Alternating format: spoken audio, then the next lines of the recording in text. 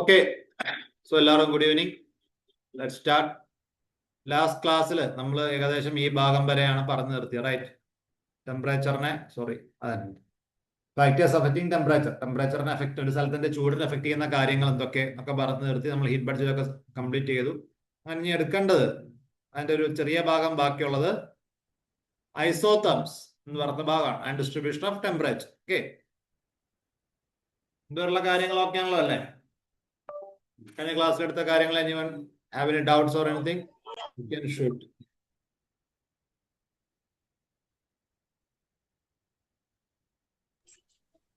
No doubts, sir. Okay, so let's start from isotherms.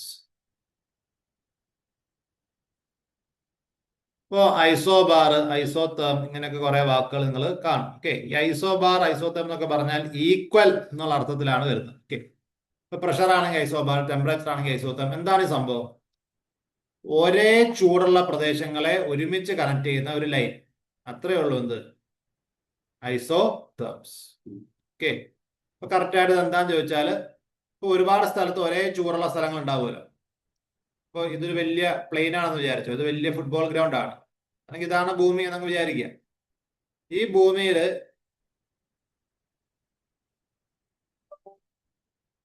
പല സ്ഥലങ്ങളിൽ പല ചൂടായിരിക്കും, റൈറ്റ്? ഇപ്പൊ ഒരേ ചൂടുള്ള സ്ഥലങ്ങൾ, 24 ഡിഗ്രി ചൂട് ഇപ്പൊ ഉള്ള സ്ഥലങ്ങൾ ഏതൊക്കെയാന്ന് ചോദിച്ചാൽ, may be this is one. ഇതൊരു സ്ഥലമായിരിക്കും, 24 ഡിഗ്രി ചൂടുള്ള സ്ഥലമായിരിക്കും അത്. പിന്നെ വേറെ അവിടെ 24 ഡിഗ്രി ചൂടുള്ളതെന്ന് ചോദിച്ചാൽ മേ ബി ഹിയർ. പിന്നെ ഇവിടെ 24 ഡിഗ്രി ആയിരിക്കും, ഇവിടെ 24 ആയിരിക്കും, ഇവിടെ 24 ആയിരിക്കും, 24 ആയിരിക്കും, 24 ആയിരിക്കും. ഈ സ്ഥലങ്ങളിലൊക്കെ 24 ഡിഗ്രിയാണ് ചൂട്. ഓക്കെ, സോ 24 ഡിഗ്രി ചൂടുള്ള സ്ഥലങ്ങളെയൊക്കെ കണക്ട് ചെയ്യുന്ന ഒരു ലൈൻ വരയ്ക്കുകയാണെങ്കിൽ വി ക്യാൻ കോൾ ദാറ്റ് ലൈനെ ഐസോതേം എന്ന് പറഞ്ഞാൽ, ഐസോതേം ആവുന്ന ലൈനിലെ പോയിന്റുകളിലെല്ലാം ഒരേ ചൂടാണ്. ക്ലിയർ? ഐസോതേം എന്നുള്ള ആശയം മനസ്സിലായോ? ഇനി പ്രഷറിന്റെ കാര്യത്തിൽ ഐസോബാർ എന്നൊരു സാധനം, ഐസോബാർ എന്ന് പറഞ്ഞാൽ ഇതുപോലെ തന്നെ ഒരേ പ്രഷറുള്ള ആകാശത്തിൽ, ഭൂമിക്ക് പകരം നമ്മൾ ആകാശത്തിൽ ഏരിയ എടുക്കുന്നു. ആകാശത്തിൽ ഒരേ പ്രഷറുള്ള 24 ഡിഗ്രിക്ക് പകരം 24 ബാരോമീറ്റർ എന്തുള്ളത്, ഒരേ പ്രഷറുള്ള കുറച്ച് പോയിന്റുകൾ എന്ന് വിചാരിച്ചു. ആ പോയിന്റുകളെ കണക്ട് ചെയ്യുന്ന ലൈനാണ് ഐസോബാർ. ഓക്കെ, സോ ഐസോതേമും ഐസോബാറും മനസ്സിലായോ? ബേസിക്കലി ഐസോതേം എന്താണെന്നെങ്കിലും മനസ്സിലായോ? ഒരു ലൈൻ വെച്ചിട്ട് എന്ത് ചെയ്യുന്നു, ടെമ്പറേച്ചറുള്ള ലൈനുകളെ, ഒരേ ടെമ്പറേച്ചറുള്ള പോയിന്റുകളെ കണക്ട് ചെയ്യുന്ന ലൈനിൽ വെക്കുന്നവരാണ് ഐസോതേം. അത് കറക്റ്റായിട്ട് മനസ്സിലാവണമെങ്കിൽ കഴിഞ്ഞ ക്ലാസ്സിൽ പറഞ്ഞ കാര്യം കൂടി ഓർക്കണം. ഓക്കെ, കഴിഞ്ഞ ക്ലാസ് നമ്മൾ കാര്യം പറഞ്ഞിരുന്നു, ഭൂമിയിൽ എല്ലാ സ്ഥലത്തും ഒരേ ചൂടല്ല, ആണോ? അല്ല, അതല്ല നമ്മൾ കഴിഞ്ഞ ക്ലാസ് എടുത്ത multiple factors that affects temperature എന്നൊക്കെ പറഞ്ഞില്ലേ? ഇത് എന്താ ഈ കാണുന്ന കാര്യങ്ങളൊക്കെ?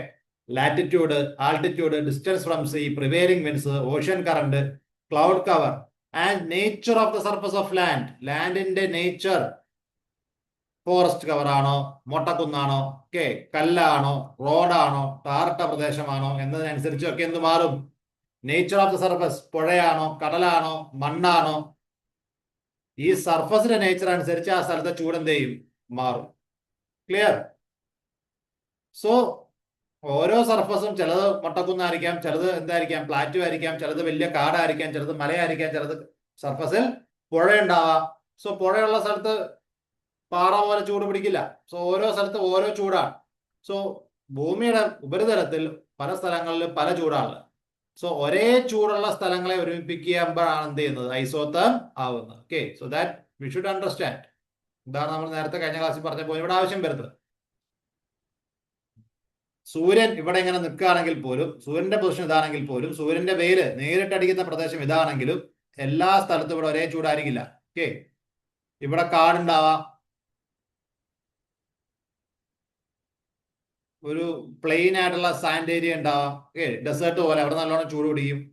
മല ഉണ്ടാവാം, റൈറ്റ്, പുഴ ഉണ്ടാവാം. അപ്പോൾ ഇതേ ഈ ലൈനിൽ, ഇക്വേറ്ററിന്റെ ലൈനിൽ തന്നെ ഇങ്ങനെ കുറെ സാധനങ്ങൾ ഉണ്ടാവാം. എല്ലാ സ്ഥലത്തും ഒരുപോലെ ആയിരിക്കില്ല ചൂട്. അതുകൊണ്ടാണ് നമ്മൾ പറയുന്നത് ഭൂമിയിൽ ഒരേ ചൂടുള്ള സ്ഥലങ്ങൾ പല ഓർഡറിലായിരിക്കും കിടക്കുക. ഈ ഒരേ ചൂടുള്ള സ്ഥലങ്ങളെ കണക്ട് ചെയ്ത് ഒരു ലൈൻ വരയ്ക്കുമ്പോഴാണ് എന്താവുന്നത്, ഐസോ തേം ആവുന്നത്. ഇപ്പൊ ക്ലിയർ ആയോ?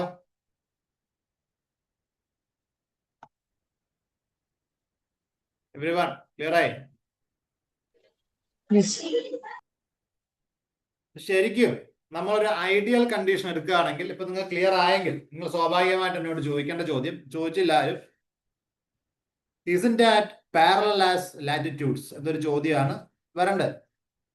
കാരണം നമുക്ക് ഓൾറെഡി അറിയാം, സൂര്യന്റെ പൊസിഷൻ അനുസരിച്ച് ഭൂമിയിൽ പല സ്ഥലത്തും പല ചൂടാണെന്ന് പറയുമ്പോൾ അതല്ലേ സാറ് കഴിഞ്ഞ ക്ലാസ്സിൽ പഠിപ്പിച്ച ലാറ്റിറ്റ്യൂഡ്. അതെ, സൂര്യന്റെ പൊസിഷൻ അനുസരിച്ച് പല സ്ഥലത്തും പല ചൂടാണ്. ഇവിടെ നോക്കുകയാണെങ്കിൽ ഈ ഒരു ലോജിക്കാണ് നമ്മൾ എടുക്കുന്നതെങ്കിൽ സൂര്യൻ എവിടെ നിൽക്കുന്നുണ്ട്, സൂര്യന്റെ പേര് ഏറ്റവും കൂടുതൽ അടിക്കുന്ന ഇക്വേറ്ററിലാണ്. സോ ഇക്വേറ്ററിൽ ഈ വരയിലുള്ള എല്ലാ പ്രദേശത്തും ഒരേ ചൂടായിരിക്കണം. ഇവിടെ ഈ വരയിലുള്ളിടത്ത് അത്ര ചൂടായിരിക്കണം. സൂര്യൻ അത്ര നേരെയല്ല, സൂര്യൻ ഇവിടം വരെ പോകുന്നുള്ളൂ. സോ ഈ വരയിലുള്ള എല്ലാ സ്ഥലത്തും ഒരേ ചൂടായിരിക്കണം. ഇവിടുന്ന് പോൾസിലേക്ക് പോകുന്നതിനനുസരിച്ച് എന്ത് ചെയ്യും, ചൂട് കുറയും. റൈറ്റ്. സോ നോർമൽ കേസിൽ നമ്മൾ ആദ്യം ചിന്തിക്കുക, isotherm should be parallel to latitudes. കാരണം ലാറ്റിറ്റ്യൂഡ് അനുസരിച്ച് ചൂട് മാറുന്നുണ്ട്, ഇല്ലേ? മാറുന്നില്ലേ?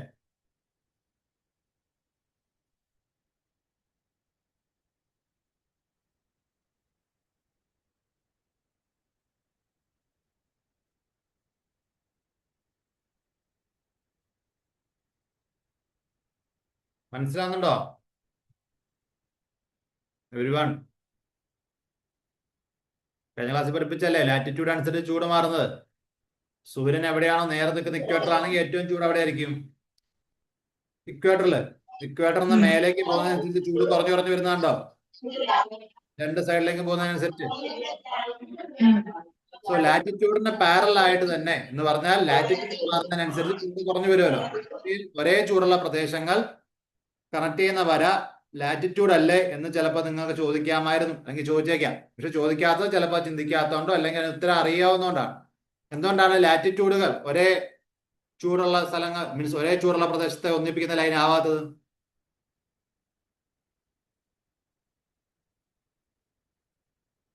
പറഞ്ഞേ.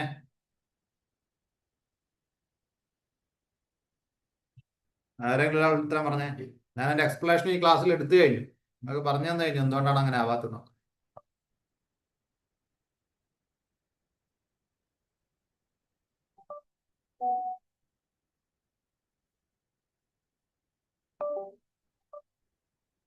എനിവൺ?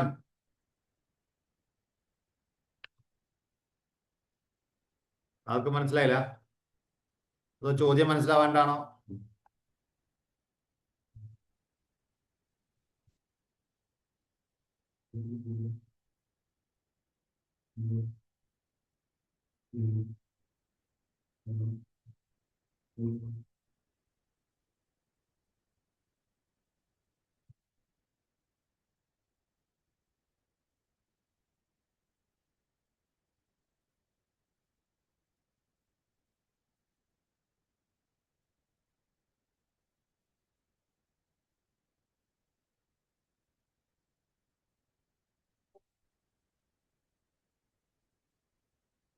ചോദ്യം എത്രയേ ഉള്ളൂ, ഭൂമിയിലെ ലാറ്റിറ്റ്യൂഡുകളുടെ പ്രത്യേകത എന്താണ്?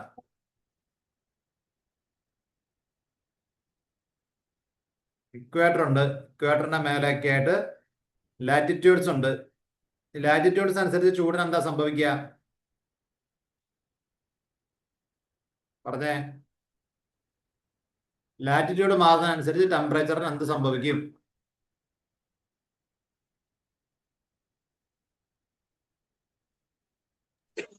ടെമ്പറേച്ചർ റെഡ്യൂസ് ചെയ്യാം പോൾസിലോട്ട് വരുമ്പോൾ.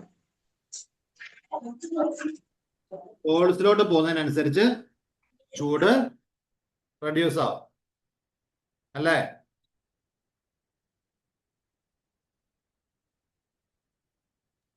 ആണല്ലോ. അതിലാർക്കും സംശയമില്ലല്ലോ. പശുപതി പറഞ്ഞ കാര്യത്തിൽ ആർക്കും സംശയമുണ്ടോ? പോൾസിലേക്ക് പോകുന്നതിനനുസരിച്ച് ചൂട് റെഡ്യൂസ് ആവുന്നുള്ളതിന്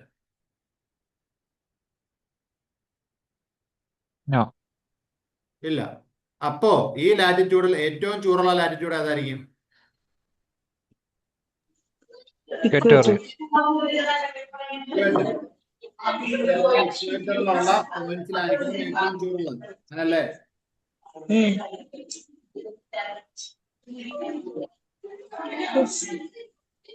ആ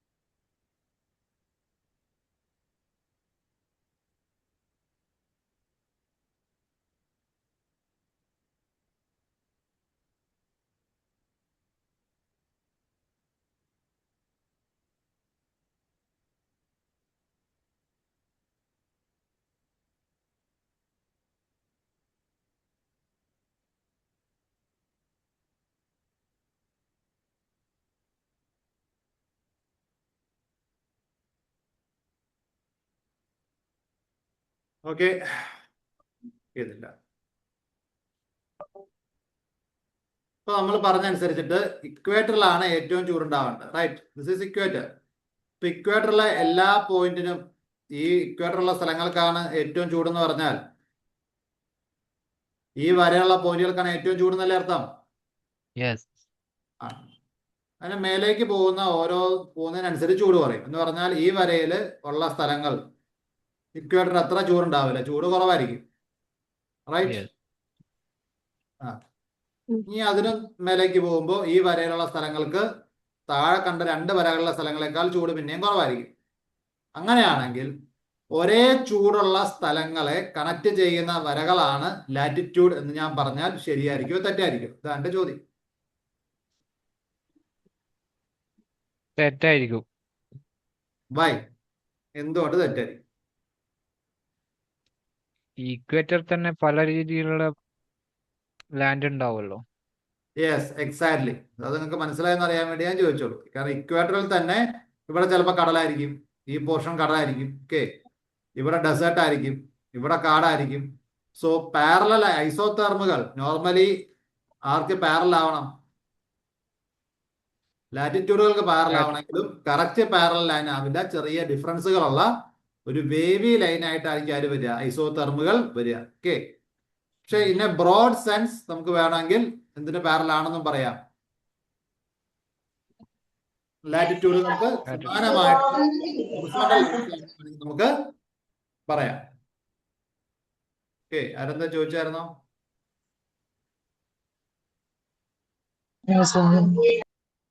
ഡിസ്റ്റർബൻസ്.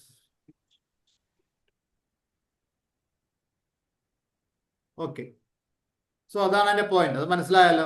കാരണം ഓഷ്യൻസ് വരുന്നതുകൊണ്ട്, ലാൻഡ് മാസുകൾ പല രീതിയിൽ മാറി മാറി വരുന്നതുകൊണ്ട് ഇതൊക്കെ എന്ത് ചെയ്യും? ഈ ഐസോതെർമുകൾ സ്ട്രെയിറ്റ് ലൈൻ ആവാതെ വളയാൻ കാരണമാവും. സോ പാരലൽസ് ഓഫ് ലാറ്റിറ്റ്യൂഡ് പോലെ ഒരു സ്ട്രെയിറ്റ് ലൈൻ ആയിട്ട് എന്തുകൊണ്ട് പോകുന്നില്ല എന്നാണ് ഉത്തരമാണ് ഇപ്പൊ പറഞ്ഞത്. ഓക്കെ, ഈ കാരണങ്ങൾ കൊണ്ട് ഐസോതെർമുകൾ എന്ത് ചെയ്യും? വളയും. എന്നാൽ ഐസോതെർമുകൾ ഫിക്സ്ഡ് അല്ല. ഇപ്പൊ ലാറ്റിറ്റ്യൂഡ് നമ്മൾ ഇമാജിനറി ലൈൻ ആയതുകൊണ്ട് ഫിക്സ്ഡ് ആണ്. ഓക്കെ, ഐസോതെർമുകൾ ചൂടിന്റെ അനുസരിച്ച് മാറുകയും മറിയുകയും ചെയ്യും. ഓക്കെ, ഒരുപോലെ ചൂടുള്ള സ്ഥലങ്ങളെ കണക്ട് ചെയ്യുന്ന ലൈൻസ് ആണ് isotherms. So isotherms change. Isotherm ഒരിക്കലും എന്തല്ല? ഫിക്സ്ഡ് ആയിട്ടുള്ളൊരു സാധനമല്ല. ഓക്കെ, ഇപ്പോൾ സമ്മർ സീസണിൽ നമ്മൾ നോക്കുമ്പോൾ കാണുന്ന ഐസോതെർം ലൈനുകൾ ആയിരിക്കില്ല നമുക്ക് എപ്പോൾ കാണുക? വിന്റർ സീസണിൽ കാണും. അതിപ്പോ അങ്ങനെ പറഞ്ഞാൽ നിങ്ങൾക്ക് മനസ്സിലാവുകയില്ല. അപ്പൊ അതിന് നമുക്ക് എന്താണെന്ന് വെച്ചാൽ ഒരു എക്സാമ്പിൾ നോക്കിയാലേ മനസ്സിലാവും. ഇപ്പൊ നിങ്ങൾ ഈ പടത്തിൽ കാണുന്ന ലൈനുകൾ എന്താണെന്നറിയോ നിങ്ങൾക്ക്? ഐസോതെർമ്സ്. ഐസോതെർമ്സ്.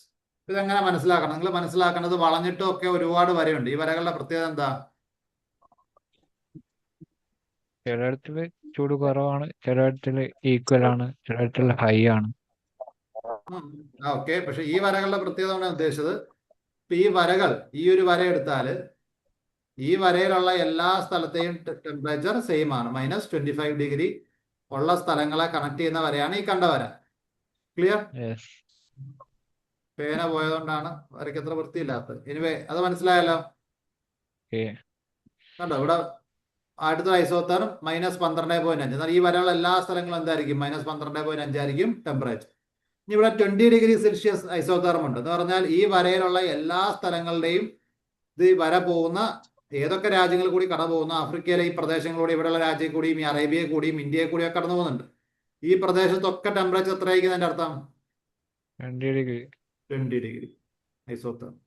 20 ഡിഗ്രി ഐസോതേർം. ക്ലിയർ ആയോ? ക്ലിയർ ആയോ? ഓക്കെ. യെസ്.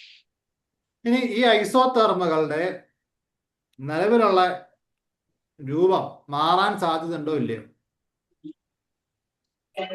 മാറും. മാറും. എങ്ങനെയാ മാറാ? സീസൺ അനുസരിച്ച് മാറും. സീസൺ അനുസരിച്ച് മാറും. ഉദാഹരണത്തിന് ഇത് ജനുവരിയിൽ നമ്മൾ ഇന്ത്യയുടെ മേലെ കൂടി ഇന്ത്യയുള്ള നോക്കിയാൽ ഇന്ത്യയുടെ അടുത്തുകൂടി പോകുന്ന ഐസോതെർമുകളാണ് നമ്മൾ ഈ ജനുവരി കാണുന്നത്. ഓക്കെ, ജനുവരി മാസത്തിന്റെ പ്രത്യേകത എന്താ? ജനുവരി ഏതാ സീസൺ? വിന്റർ. വിന്റർ. റൈറ്റ്. ഡിസംബർ ജനുവരി എന്ന് പറയുന്നത് എന്താണ്? വിന്റർ സീസൺ ആണ്. ഓക്കെ, സോ വിന്റർ സീസണിൽ നിങ്ങൾ കാണുന്ന നോർത്തേൺ ഹെമിസ്ഫിയറിൽ ഇന്ത്യയുടെ ഭാഗത്ത് കാണുന്ന ഐസോതെർമാണിത്. പക്ഷേ സമ്മർ സീസണിൽ ഇങ്ങനെയല്ല വരിക. അപ്പൊ നമ്മൾ സമ്മർ സീസണിൽ ഇതേ ഇന്ത്യയിലേക്ക് നോക്കിയാൽ, ഇന്ത്യയൊക്കെയുള്ള ഭാഗത്ത് നോക്കിയാൽ ഇങ്ങനെയായിരിക്കും ഐസോതെർമുള്ള. ഈ ഐസോതെർമുകൾ തമ്മിൽ എന്തെങ്കിലും വ്യത്യാസം കാണുന്നുണ്ടോ? യെസ്. എന്താണ് കമ്പാരിറ്റീവ്ലി ഇതും തമ്മിലുള്ള വ്യത്യാസം? അത് ഒരിക്കല് കൂട്ടിമുട്ടുണ്ട്. ഓ, ഒരു പ്രദേശത്ത് മാത്രമായിട്ട് വരുന്നില്ല. ഇന്ത്യന്റെ അടുത്തുള്ള isotherm 30 degree Celsius. Okay. Anyway ഐസോതെർമുകളുടെ എന്തെങ്കിലും പ്രത്യേകത നിങ്ങൾ ഇവിടെ കണ്ടിട്ടുണ്ടോ എന്ന് ചോദിച്ചത്. ആരോട് കമ്പയർ ചെയ്യുമ്പോൾ ഇത് ജൂലൈ വിച്ച് ഇസ് സമ്മർ. സമ്മറിലെ ഐസോതെർമാണ് ഈ കാണുന്നത്. ഓക്കെ, സോ ഈ പ്രദേശത്തൊക്കെ ഒരേ ചൂടാണ്. ഇവിടെ ഈ വരയിലുള്ളതൊക്കെ ഒരേ ചൂടാണ്. ഇവിടെയാണ് 20 ഡിഗ്രി കിടക്കുന്നത്. നിങ്ങൾ ആലോചിക്കുക, ഇവിടെ 20 ഡിഗ്രി കിടപ്പുണ്ട്. ഓക്കെ, ഇവിടെ 30 ഡിഗ്രി സെൽഷ്യസിന്റെ ഭാഗങ്ങളൊക്കെ ഇവിടെ കിടപ്പുണ്ട്. ഇനി ഇതേ പ്രദേശം നമ്മൾ ജനുവരിയിൽ കണ്ടപ്പോൾ എങ്ങനെയായിരുന്നു? ഇങ്ങനെ. ചൂട് കുറവായിരുന്നു. ഈ ഐസോതെർമുകൾക്ക് എന്ത് വ്യത്യാസം വന്നതായിട്ടാണ് നിങ്ങൾക്ക് തോന്നുന്നത്? വേവ്സ് അധികമാണോ? ഓ,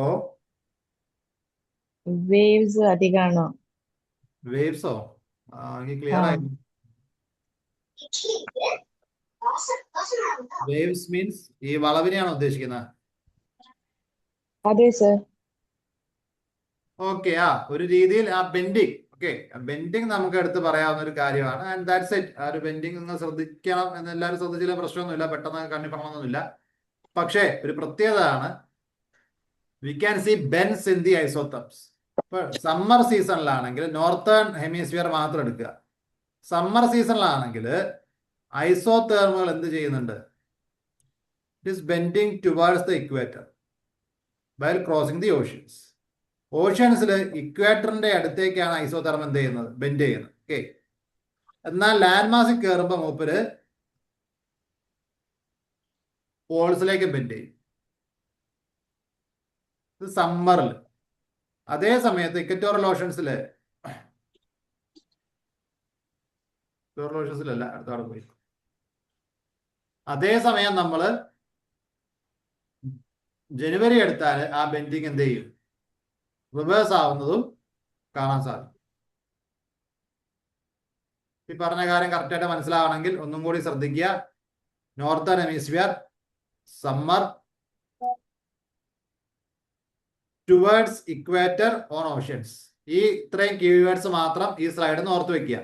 സമ്മർ സീസൺ ആണ്, നോർത്തേൺ ഹെമിസ്ഫിയർ ആണ്, ഇക്വേറ്ററിലേക്ക് ബെൻഡ് ചെയ്യുന്നു. എവിടെ? ഓഷ്യൻസിന്റെ അടുത്ത്.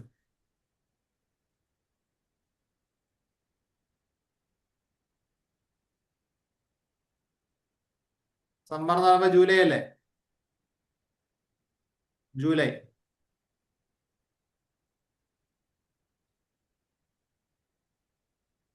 ജൂലൈ എവിടെ?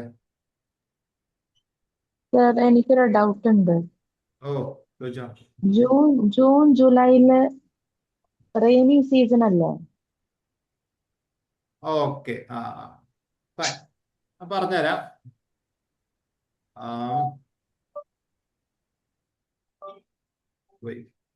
ഓക്കെ, നമ്മൾ അടുത്ത ക്ലാസ്സുകളിലായിട്ട് ക്ലൈമറ്റോളജിയുടെ ഇനീഷ്യൽ ക്ലാസ്സുകളിൽ നമ്മൾ പറഞ്ഞിരുന്ന ഒരു കാര്യമുണ്ട്. ഏറ്റവും ബേസിക് ആയ ഒരു ഡൗട്ടാണ് ചോദിച്ചിട്ടുള്ളത്. നോ ഇഷ്യൂസ്, അതിലേക്ക് പോവാം. ഓക്കെ, സീസൺസ് എങ്ങനെ ഉണ്ടാവാന്ന് തുടക്കത്തിൽ പഠിപ്പിച്ച ഓർമ്മയുണ്ടോ? യെസ് സർ, ഓർമ്മയുണ്ട്. എങ്ങനെയാ സീസൺസ് ഉണ്ടാവുന്നത്? How are seasons coming into picture? ഏറ്റവും തുടക്കത്തിലെടുത്ത കാര്യമാണ്. ഈ ഫിഗർ ഒക്കെ ഓർമ്മയുണ്ടോ?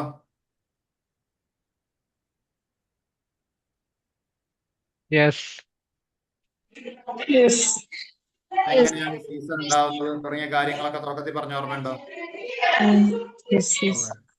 ഇപ്പൊ ഓർമ്മയുണ്ടെന്നുണ്ടെങ്കിൽ നമുക്കറിയാം, നോർത്തേൺ ഹെമിസ്ഫിയറിൽ ഇപ്പൊ ഇതാണ് ഇക്വേറ്റർ. ഇങ്ങനെയാണ് ഇക്വേറ്റർ പോകുന്നത്. മെർക്കുറി ഭൂമി ചെരിഞ്ഞാണ് നിൽക്കുന്നതൊക്കെ പറഞ്ഞ ഓർമ്മയുണ്ടല്ലോ അല്ലേ? ഭൂമി ഓർബിറ്റൽ പ്ലെയിന് നേരെയല്ല നിൽക്കുന്നത്. മൂപ്പർക്ക് വളവുണ്ട്. നേരെ നിൽക്കേണ്ടതിന് പകരം മൂപ്പര് വളഞ്ഞു നിൽക്കുന്നതുകൊണ്ട് ഇവിടെ എന്തുണ്ട്? ഇവിടെ ഒരു ബെൻഡ് ഉണ്ട്. ഓക്കെ, അപ്പൊ ഈ വളവ് കാരണം ഇവിടെ എത്തുമ്പോൾ നോർത്തേൺ ഹെമിസ്ഫിയർ സൂര്യന്റെ അടുത്തേക്ക് ചെരിഞ്ഞു നിൽക്കും. ഇവിടെ എത്തുമ്പോൾ നോർത്തേൺ ഹെമിസ്ഫിയർ സൂര്യനിൽ നിന്ന് ദൂരേക്ക് നിൽക്കും എന്നൊക്കെ പറഞ്ഞ ഓർമ്മയുണ്ട്. ഉണ്ടാകുമെന്ന് വിചാരിക്കുന്നു. അപ്പൊ ഇവിടെ വന്ന് നിൽക്കുകയാണെങ്കിൽ നോർത്തേൺ ഹെമിസ്ഫിയർ, ഇക്വേറ്ററിന്റെ മേലുള്ള ഭാഗമാണ് നോർത്തേൺ ഹെമിസ്ഫിയർ. ഇവിടെ കംപ്ലീറ്റ് വെയില. ചെറിയൊരു ഭാഗത്ത് മാത്രമേ എന്തുള്ളൂ? ഇരുടുള്ളൂ അല്ലേ? അപ്പൊ ഈ ഒരു പൊസിഷനിൽ നോർത്തേൺ ഹെമിസ്ഫിയറിൽ ഏതായിരിക്കും സീസൺ? ഭൂമി ഇവിടെ നിൽക്കുമ്പോ, 3 നിൽക്കുമ്പോ സർ കോൾഡ് ആണോ? നോർത്തില് സമ്മർ. സൗമ്യക്ക് മനസ്സിലായില്ല. അതായത് സൗമ്യ, നമ്മളിങ്ങനെ ചിന്തിച്ചാൽ മതി. ഭൂമിക്ക് ഒരു ചരിവുണ്ടെന്നുള്ള കാര്യം അറിയാലോ അല്ലേ? അതെ സർ. ഓർക്കാൻ ശ്രമിച്ചു നോക്കിയാൽ നമ്മൾ തുടക്കത്തെ ക്ലാസ്സിൽ പഠിപ്പിച്ചില്ലേ? ഭൂമി നേരെയല്ല ഉണ്ട്. നിൽക്കുന്നത്, ചരിഞ്ഞിട്ടാണ് നിൽക്കുന്നത്. ആ അപ്പൊ സൂര്യന്റെ അടുത്തേക്ക് ഭൂമി ഇങ്ങനെ ചരിവുള്ളതുകൊണ്ട് തന്നെ ഇങ്ങനെ നിൽക്കുമ്പോൾ വലിയ ദൂരമല്ല. സൂര്യന്റെ അടുത്തുനിന്ന് എന്റെ കൈയുടെ വിരലും റിസ്റ്റ് ഭാഗവും ഏകദേശം ഒരേപോലെ ദൂരത്താണ് ഇവിടെ ഉള്ളത്. പക്ഷെ ഇവിടെ വന്നു കഴിയുമ്പോൾ വിരല് സൂര്യനോട് കൂടുതൽ അടുത്തില്ലേ? റിസ്റ്റ് ഭാഗം അകന്നു പോയില്ലേ? അതിന് ഇക്വലന്റ് ആയിട്ടുള്ള പൊസിഷനാണ് പൊസിഷൻ നമ്പർ 3. ഓക്കെ, അപ്പൊ പൊസിഷൻ നമ്പർ 3യിൽ ആലോചിച്ച് നോക്ക്. നോർത്തേൺ ഹെമിസ്ഫിയർ എന്ന് പറഞ്ഞാൽ മേൽഭാഗം സൂര്യന്റെ അടുത്തേക്ക് കൂടുതൽ ചരിഞ്ഞേക്കുന്നില്ലേ? അതെ സർ, ഉണ്ട്. ഉണ്ടല്ലോ. സോ ഇതാണ് ഇക്വേറ്റർ. ഇക്വേറ്ററിന്റെ മേലുള്ള ഭാഗം സൂര്യന്റെ അടുത്തേക്ക് കൂടുതൽ ചരിഞ്ഞു നിൽക്കുമ്പോൾ നോക്ക്, ഞാൻ ഈ വരയ്ക്കുന്ന ഈ പോയിന്റ് വരെ വെയിൽ കിട്ടുന്നില്ലേ? കിട്ടുന്നുണ്ട്. കുറച്ച് ഭാഗത്തേ ഇരുട്ടുള്ളൂ. എന്നാൽ സദേൺ ഹെമിസ്ഫിയറിന്റെ അവസ്ഥ എന്താ? കുറച്ച് ഭാഗമേ വെയിൽ കിട്ടുന്നുള്ളൂ, ബാക്കി ഭൂരിഭാഗവും ഇരുട്ടാണ്. അപ്പൊ അങ്ങനെയാണെങ്കിൽ ഈ പൊസിഷനിൽ നോർത്തേൺ ഹെമിസ്ഫിയറിൽ എന്തായിരിക്കും കാലാവസ്ഥ, സദേൺ ഹെമിസ്ഫിയറിൽ എന്തായിരിക്കും കാലാവസ്ഥ എന്നതിന്റെ ചോദ്യം. അപ്പൊ ഒന്ന് ലോജിക്കലി ആലോചിച്ചൊന്ന് ഉത്തരം പറഞ്ഞേ. നോർത്തില് വല്ലാണ്ട് വെയിലടിക്കുന്നു, സൗത്തില് വെയിലടിക്കുന്നില്ല. സൗത്തില് കൂടുതൽ സമയം ഇരുട്ടാ, വെയിൽ കുറഞ്ഞ ഭാഗത്തേ കിട്ടുന്നുള്ളൂ.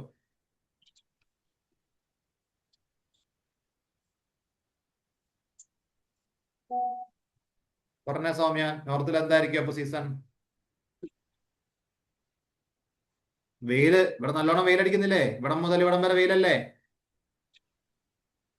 നല്ല വെയിലാണെങ്കിൽ ഏതാ സീസൺ? സമ്മർ ആണോ സർ? Summer, obviously. ആലോചിച്ച് നോക്ക്, ഇത് ഭൂമി, ഇത് ഭൂമിയുടെ ഇക്വേറ്റർ. ഭൂമി ഇങ്ങനെ നിൽക്കുക. ഇവിടെ നിൽക്കുമ്പോൾ സൂര്യൻ നേരെ എവിടെയാണ്? ഇക്വേറ്ററിന്റെ മുമ്പിലാ. പക്ഷെ ഭൂമി ഈ പൊസിഷനിലേക്ക് റിവേഴ്സ് വന്നാൽ ഉണ്ടാവുന്ന കാര്യം എന്താ? സൂര്യന്റെ പൊസിഷൻ മാറും. അത് സൂര്യൻ മാറുന്നുണ്ടല്ല, ഭൂമി മാറുന്നുണ്ടാ. ഇങ്ങോട്ട് ചരിഞ്ഞു നിൽക്കുന്ന ഭാഗം സൂര്യന്റെ അടുത്തേക്ക് കൂടുതൽ ഈ ഭാഗം എന്ത് ചെയ്യാണ്? ചരിഞ്ഞു നിൽക്കാനല്ലേ? ഈ പേനയാണ് സൂര്യൻ എന്ന് വിചാരിച്ചോ. ഇതെന്റെ കൈ, ഇത് ഭൂമി. ഇങ്ങനെ നിൽക്കുകയാണെങ്കിൽ രണ്ടുപേരും ഈക്വൽ ഡിസ്റ്റൻസിലാണ്. എന്റെ കൈയിന്റെ വിരലും റിസ്റ്റൊക്കെ സൂര്യന് ഒരേ ദൂരത്തിലാണ്. പക്ഷെ ഭൂമി അങ്ങനല്ല, ഭൂമിക്ക് ഒരു ചരിവുണ്ട്. ഇപ്പൊ മൂപ്പര് ഇങ്ങനെ നിൽക്കുമ്പോൾ എന്റെ വിരൽ ഭാഗം, വിച്ച് ഇസ് നോർത്തേൺ ഹെമിസ്ഫിയർ ആണ് ഈ എക്സാമ്പിളിൽ, സൂര്യനോട് കൂടുതൽ അടുത്ത് നിൽക്കുക. സൂര്യനോട് അടുത്ത് നിൽക്കുന്ന ഭാഗത്തായിരിക്കില്ലേ ചൂട് കൂടുതല്? അതെ സർ. അതെ. അപ്പോ നോർത്തേൺ ഹെമിസ്ഫിയർ സൂര്യനോട് ഇങ്ങനെ അടുത്ത് നിൽക്കുകയാണെങ്കിൽ നോർത്തേൺ ഹെമിസ്ഫിയറിൽ ഏതായിരിക്കും സീസൺ? സമ്മർ. പക്ഷെ അകന്ന് നിൽക്കുന്ന ആളാണ് സദേൺ ഹെമിസ്ഫിയർ. അപ്പൊ സദേൺ ഹെമിസ്ഫിയറിൽ ഏതായിരിക്കും സീസൺ? വിന്റർ. വിന്റർ.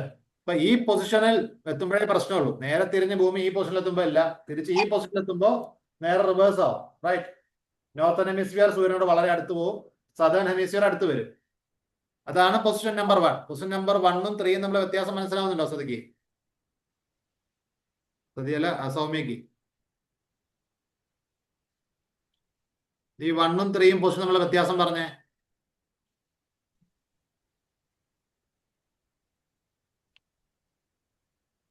1ൽ നോർത്തേൺ ഹെമിസ്ഫിയറിൽ നല്ലോണം വെയിലടിക്കുന്നുണ്ട്. സോ നോർത്തിൽ എന്തായിരിക്കും? സമ്മർ. പക്ഷെ ഇതേ ഭൂമി കറങ്ങി ഇപ്പുറത്തെത്തുമ്പോൾ പ്രശ്നം എന്താണ്? നോർത്തേൺ ഹെമിസ്ഫിയർ സൂര്യനിൽ നിന്ന് അപ്പുറത്തെ സൈഡിലേക്ക് പോകും. അപ്പൊ നോർത്തേൺ ഹെമിസ്ഫിയറിൽ ഇവിടെ എന്തായിരിക്കും സീസൺ? winter, winter. ഇനി വിന്ററും സമ്മറും എപ്പോഴാണെന്ന് മനസ്സിലായല്ലോ. ഇനി താഴെ മാസം നോക്കുക. ഭൂമി ഒരു വർഷത്തിൽ ഏത് സമയത്താണ് ഈ പൊസിഷനിൽ എത്താൻ ചോദിച്ചാൽ that is during June. June മാസത്തിലാണ് ഈ പൊസിഷൻ നിൽക്കുക. സോ നോർത്തേൺ ഹെമിസ്ഫിയറിൽ സമ്മർ ഉണ്ടാവുന്ന മാസം, സമ്മർ ഏറ്റവും സ്ട്രോങ് ആവുന്ന മാസം ജൂൺ ആണ്. ഓക്കെ. നോർത്തേൺ ഹെമിസ്ഫിയറിൽ വിന്റർ എപ്പോഴാണെന്ന് ചോദിച്ചാൽ ദാറ്റ് ഈസ് ഡിസംബർ. ഡിസംബർ കഴിഞ്ഞിട്ടുള്ള മാസമാണ് ജനുവരി. ഡിസംബർ 20-നാണ് ഏറ്റവും ശക്തമായിട്ടുള്ള, താഴെ ഡേറ്റ് കണ്ടില്ലേ, മാക്സിമം വിന്റർ. ഈ അറ്റത്ത് പോയി നിൽക്കുന്ന എപ്പോഴാണ്? ഡിസംബർ 21. അപ്പോൾ ഡിസംബർ 21-ലൊക്കെയാണ് ഹെവി വിന്റർ. അപ്പോൾ തൊട്ടടുത്ത മാസമായ ജനുവരി എന്ത് തന്നെയാണ്? വിന്ററാണ്. ഓക്കെ. സോ നോർത്തേൺ ഹെമിസ്ഫിയറിൽ December means winter, June means summer. അതേസമയം നമ്മൾ സദേൺ ഹെമിസ്ഫിയറിലാണ് ഇങ്ങനെയല്ല. സദേൺ ഹെമിസ്ഫിയർ ആകുമ്പോൾ എന്ത് ചെയ്യും? സീസൺ മാറും. ജൂൺ മാസത്തിൽ സദേൺ ഹെമിസ്ഫിയറിൽ എന്തായിരിക്കും സീസൺ? ജൂണിൽ 3ലാണ് ഉണ്ടാവുക. സോ ഇവിടെ നിൽക്കുമ്പോൾ, ഈ പൊസിഷനിൽ നിൽക്കുമ്പോൾ which is in June, June മാസത്തിലാണ് ഭൂമി ഇവിടെ വരിക. സദേൺ ഹെമിസ്ഫിയറിൽ എന്തായിരിക്കും സീസൺ?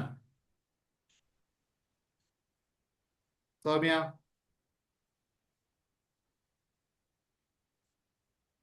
ഭൂമി ഇവിടെ നിൽക്കുമ്പോൾ സൗത്ത് എന്ന് പറഞ്ഞാൽ താഴെ താഴെ വെയിൽ കിട്ടുന്നുണ്ടോ? winter ആണോ സർ? Yes, winter. മനസ്സിലായോ? ഇപ്പൊ ജൂൺ മാസത്തിൽ തന്നെ ഭൂമിയുടെ കുറെ ഭാഗത്ത് വിന്റർ ആണ്, പക്ഷെ ഭൂമിയുടെ കുറെ ഭാഗത്ത് സമ്മർ ആണ്. നമ്മൾ എവിടെ നിൽക്കുന്നു അനുസരിച്ചിരിക്കും നമ്മുടെ സീസൺസ്. അപ്പൊ നോർത്തേൺ ഹെമിസ്ഫിയർ ആണ് നമ്മളെങ്കിൽ ജൂൺ മാസത്തിലാണ് നമുക്ക് എന്തുള്ളത്? സമ്മർ ഉള്ളത്. ഇനി ഇന്ത്യക്കാർക്ക് ഉള്ള സംശയമാണ് ജൂൺ മാസത്തിൽ മഴയല്ലേ എന്നുള്ളത്. അപ്പൊ ഞാൻ ചോദിക്കട്ടെ, ജൂണിന് തൊട്ട് മുമ്പുള്ള മാസം മെയ് ചൂടാണോ തണുപ്പാണോ?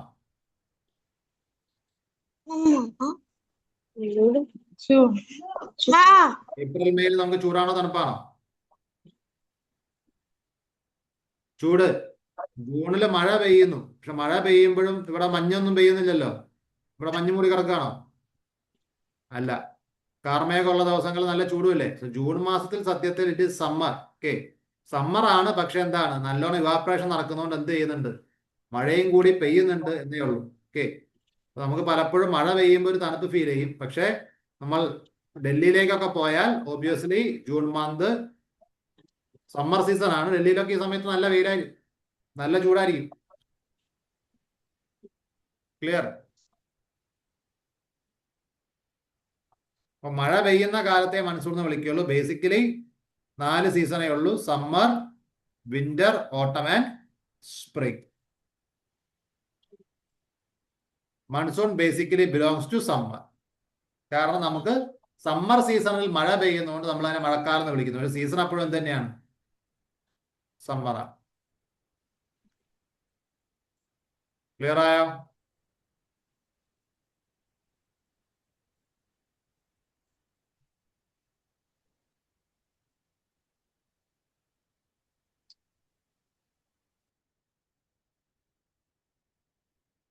ക്ലിയർ ആയെന്ന് വിശ്വസിക്കുന്നു.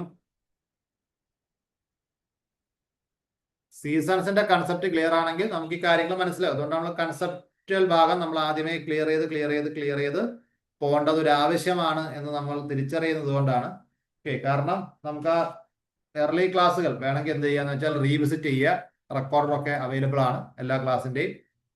ഓക്കെ, അത് ആവശ്യമാണെങ്കിൽ നമുക്ക് അങ്ങനെ ആവശ്യം തോന്നുകയാണെങ്കിൽ നമ്മൾ എന്ത് ചെയ്യുക? എർലി ക്ലാസ്സുകൾ നമുക്ക് റെക്കോർഡ് കാണാവുന്നേ ഉള്ളൂ. അപ്പൊ ആ സീസൺസിന്റെ ഒക്കെ ഐഡിയ പിടികിട്ടിയാൽ മാത്രമേ നമുക്ക് ഓക്കെ ജൂൺ മാസം ഏതാണെന്ന് ചോദിക്കുമ്പോൾ നമുക്ക് സംശയം വരരുത്. ജൂൺ മാസം, ജൂൺ, ജൂലൈ, മാസങ്ങളിൽ എസ്പെഷ്യലി ജൂൺ മാസം എന്താണ്? It's a summer season. Okay. ജനുവരി എന്തായിരിക്കും? ഡിസംബർ കഴിഞ്ഞിട്ടാണ് ജനുവരി. So January obviously is winter season. Clear?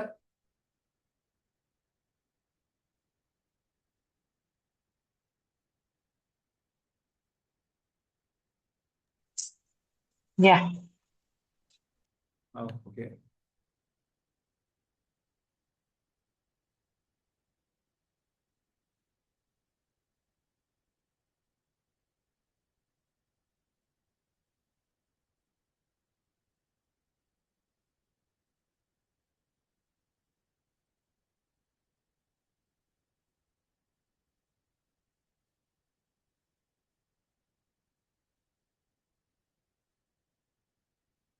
ഐസോതെർമ അവിടെ മന്ത് ഓഫ് ജൂലൈ. ഓക്കെ. ജൂലൈ അപ്പൊ ഏതാണ്? സമ്മറോ വിന്ററോ?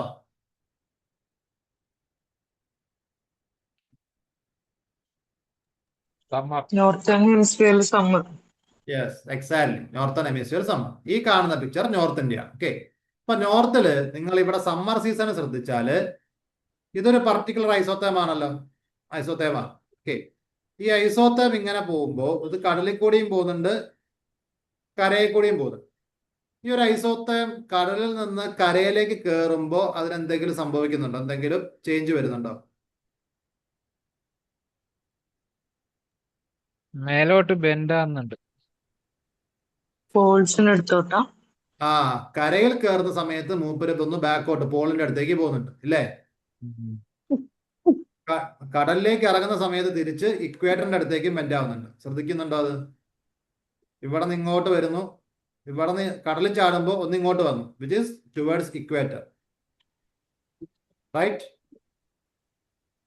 ഇനി ഇവിടെ ഉണ്ടായിരുന്ന കടലിൽ ഇവിടെ ഉണ്ടായിരുന്ന ഐസോത്തേർമ കരയെ കയറുമ്പോൾ എങ്ങോട്ട് ബെൻഡായി? പോൾസിന്റെ അടുത്തേക്ക് ബെൻഡായി. ക്ലിയർ? ഇനി അതേ സാധനം നമ്മൾ തണുത്ത മാസങ്ങളിൽ നോക്കാന്ന് വിചാരിച്ചു. വിറ്റ് ഈസ് ജനുവരി. ജനുവരിയിൽ നോക്കിയേ, നേരെ റിവേഴ്സ് ട്രെൻഡ് കാണുന്നില്ലേ? കടലിൽ ഉള്ള സമയത്ത് പുള്ളി പോളിന്റെ അടുത്തേക്കാണ്. ആണോ അല്ലയോ? ഇതൊക്കെ കടലാ. കരയെ കയറുമ്പോഴാണ് ഇക്വേറ്ററിന്റെ അടുത്തേക്ക് ചേഞ്ച് ആവുന്നത്. Yes or no? ഇവിടുന്ന് പിന്നെയും കടലിൽ ചാടി. കടലിൽ ചാടിയപ്പോ പിന്നെ എങ്ങോട്ടാ പോകുന്നത്? പോളിന്റെ അടുത്തേക്ക് ഒരു ഷിഫ്റ്റ് കാണുന്നുണ്ടോ?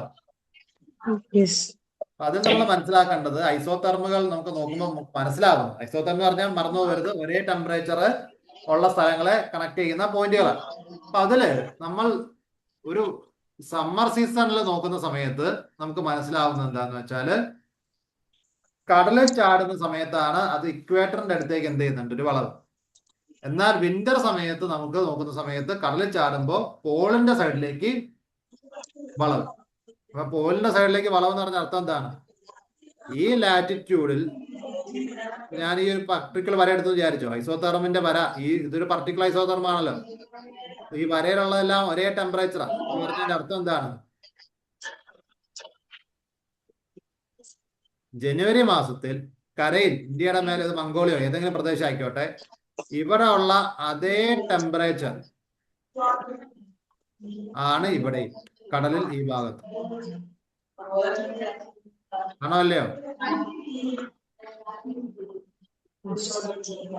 മനസ്സിലായില്ല? ഈ വര ഒറ്റ വരയാണല്ലോ ഞാൻ വണ്ടി വരച്ചത്. ആ വരയുള്ള സ്ഥലങ്ങളൊക്കെ ഒരേ ടെമ്പറേച്ചർ ആണല്ലോ. അതെ. അതിന്റെ അർത്ഥം ഞാൻ മേലെ വരച്ച വട്ടം, ദാറ്റ് ഇസ് 1. ഈ 1 ഉള്ളത് അങ്ങ് പോളിന്റെ അടുത്തല്ലേ? ആ പോളിന്റെ അടുത്തേക്ക് പോകുമ്പോ ശരിക്കും തണുപ്പ് കൂടണല്ലോ. ആ, പക്ഷെ കടലില് പോളിന്റെ അടുത്തുള്ള അതേ ടെമ്പറേച്ചർ, ഈ കടലിൽ പോളാർ ഭാഗത്ത് കിടക്കുന്ന കടലിലെ അതേ ചൂട് അല്ലെങ്കിൽ അതേ ടെമ്പറേച്ചർ ആണ് കരയിലെ ഈ പ്രദേശത്തും എന്നല്ലേ ഇതിന്റെ അർത്ഥം?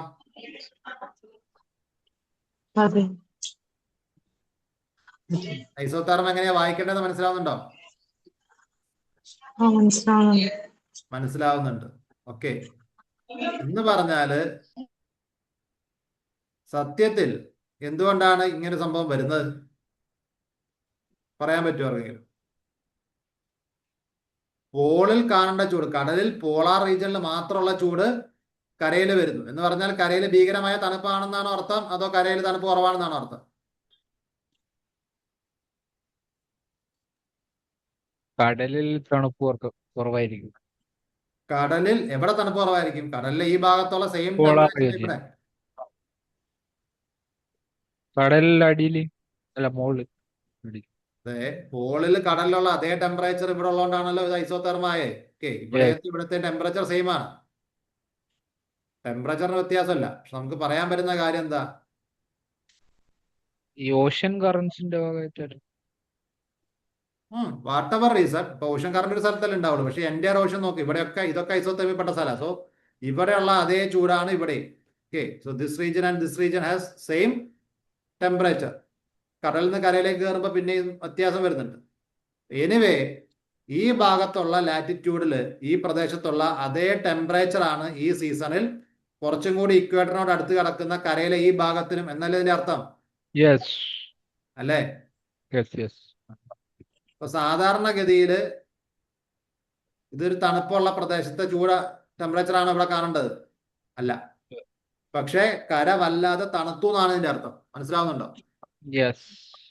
പക്ഷെ കടൽ അത്ര തണുത്തിട്ടില്ല. ഉദാഹരണത്തിന് ഇതൊരു 30 ഡിഗ്രി ലാറ്റിറ്റ്യൂഡ് ആണെന്ന് വിചാരിച്ചോ.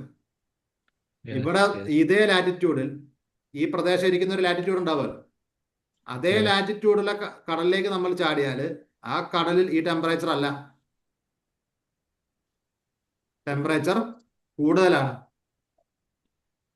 അതുകൊണ്ടാണ് ഈ ഐസോതെർമിന്റെ കൂടെ ആവാത്തത്. ഡിഫറെന്റ് ആയിട്ട് വേറൊരു ഐസോതെർമ ഇവിടെ ഉള്ളത്. ക്ലിയർ? മനസ്സിലായില്ലേ? നമ്മളൊരു ലാറ്റിറ്റ്യൂഡ് വരയ്ക്കുക. അപ്പൊ നമുക്ക് ഏതൊരു രാജ്യം പിടിക്കാൻ പറ്റുക? ഇത് ബ്രിട്ടൻ.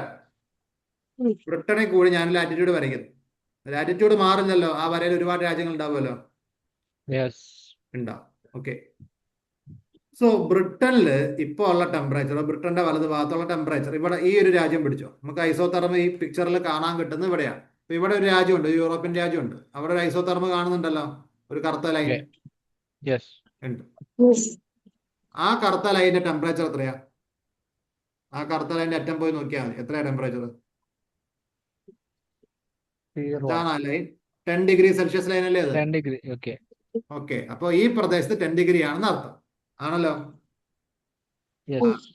പക്ഷേ ഈ പ്രദേശത്തിന്റെ ആ സെയിം ലാറ്റിറ്റ്യൂഡിൽ ഇടത്തേക്ക് പോകുമ്പോൾ ആ കടലില് 10 ഡിഗ്രി ആണോ ടെമ്പറേച്ചർ? സോറി, 0 ഡിഗ്രി ആണോ ടെമ്പറേച്ചർ? 10 ഡിഗ്രി ലൈൻ ആയിരുന്നില്ല, 0 ഡിഗ്രി ലൈൻ ആയിരുന്നു.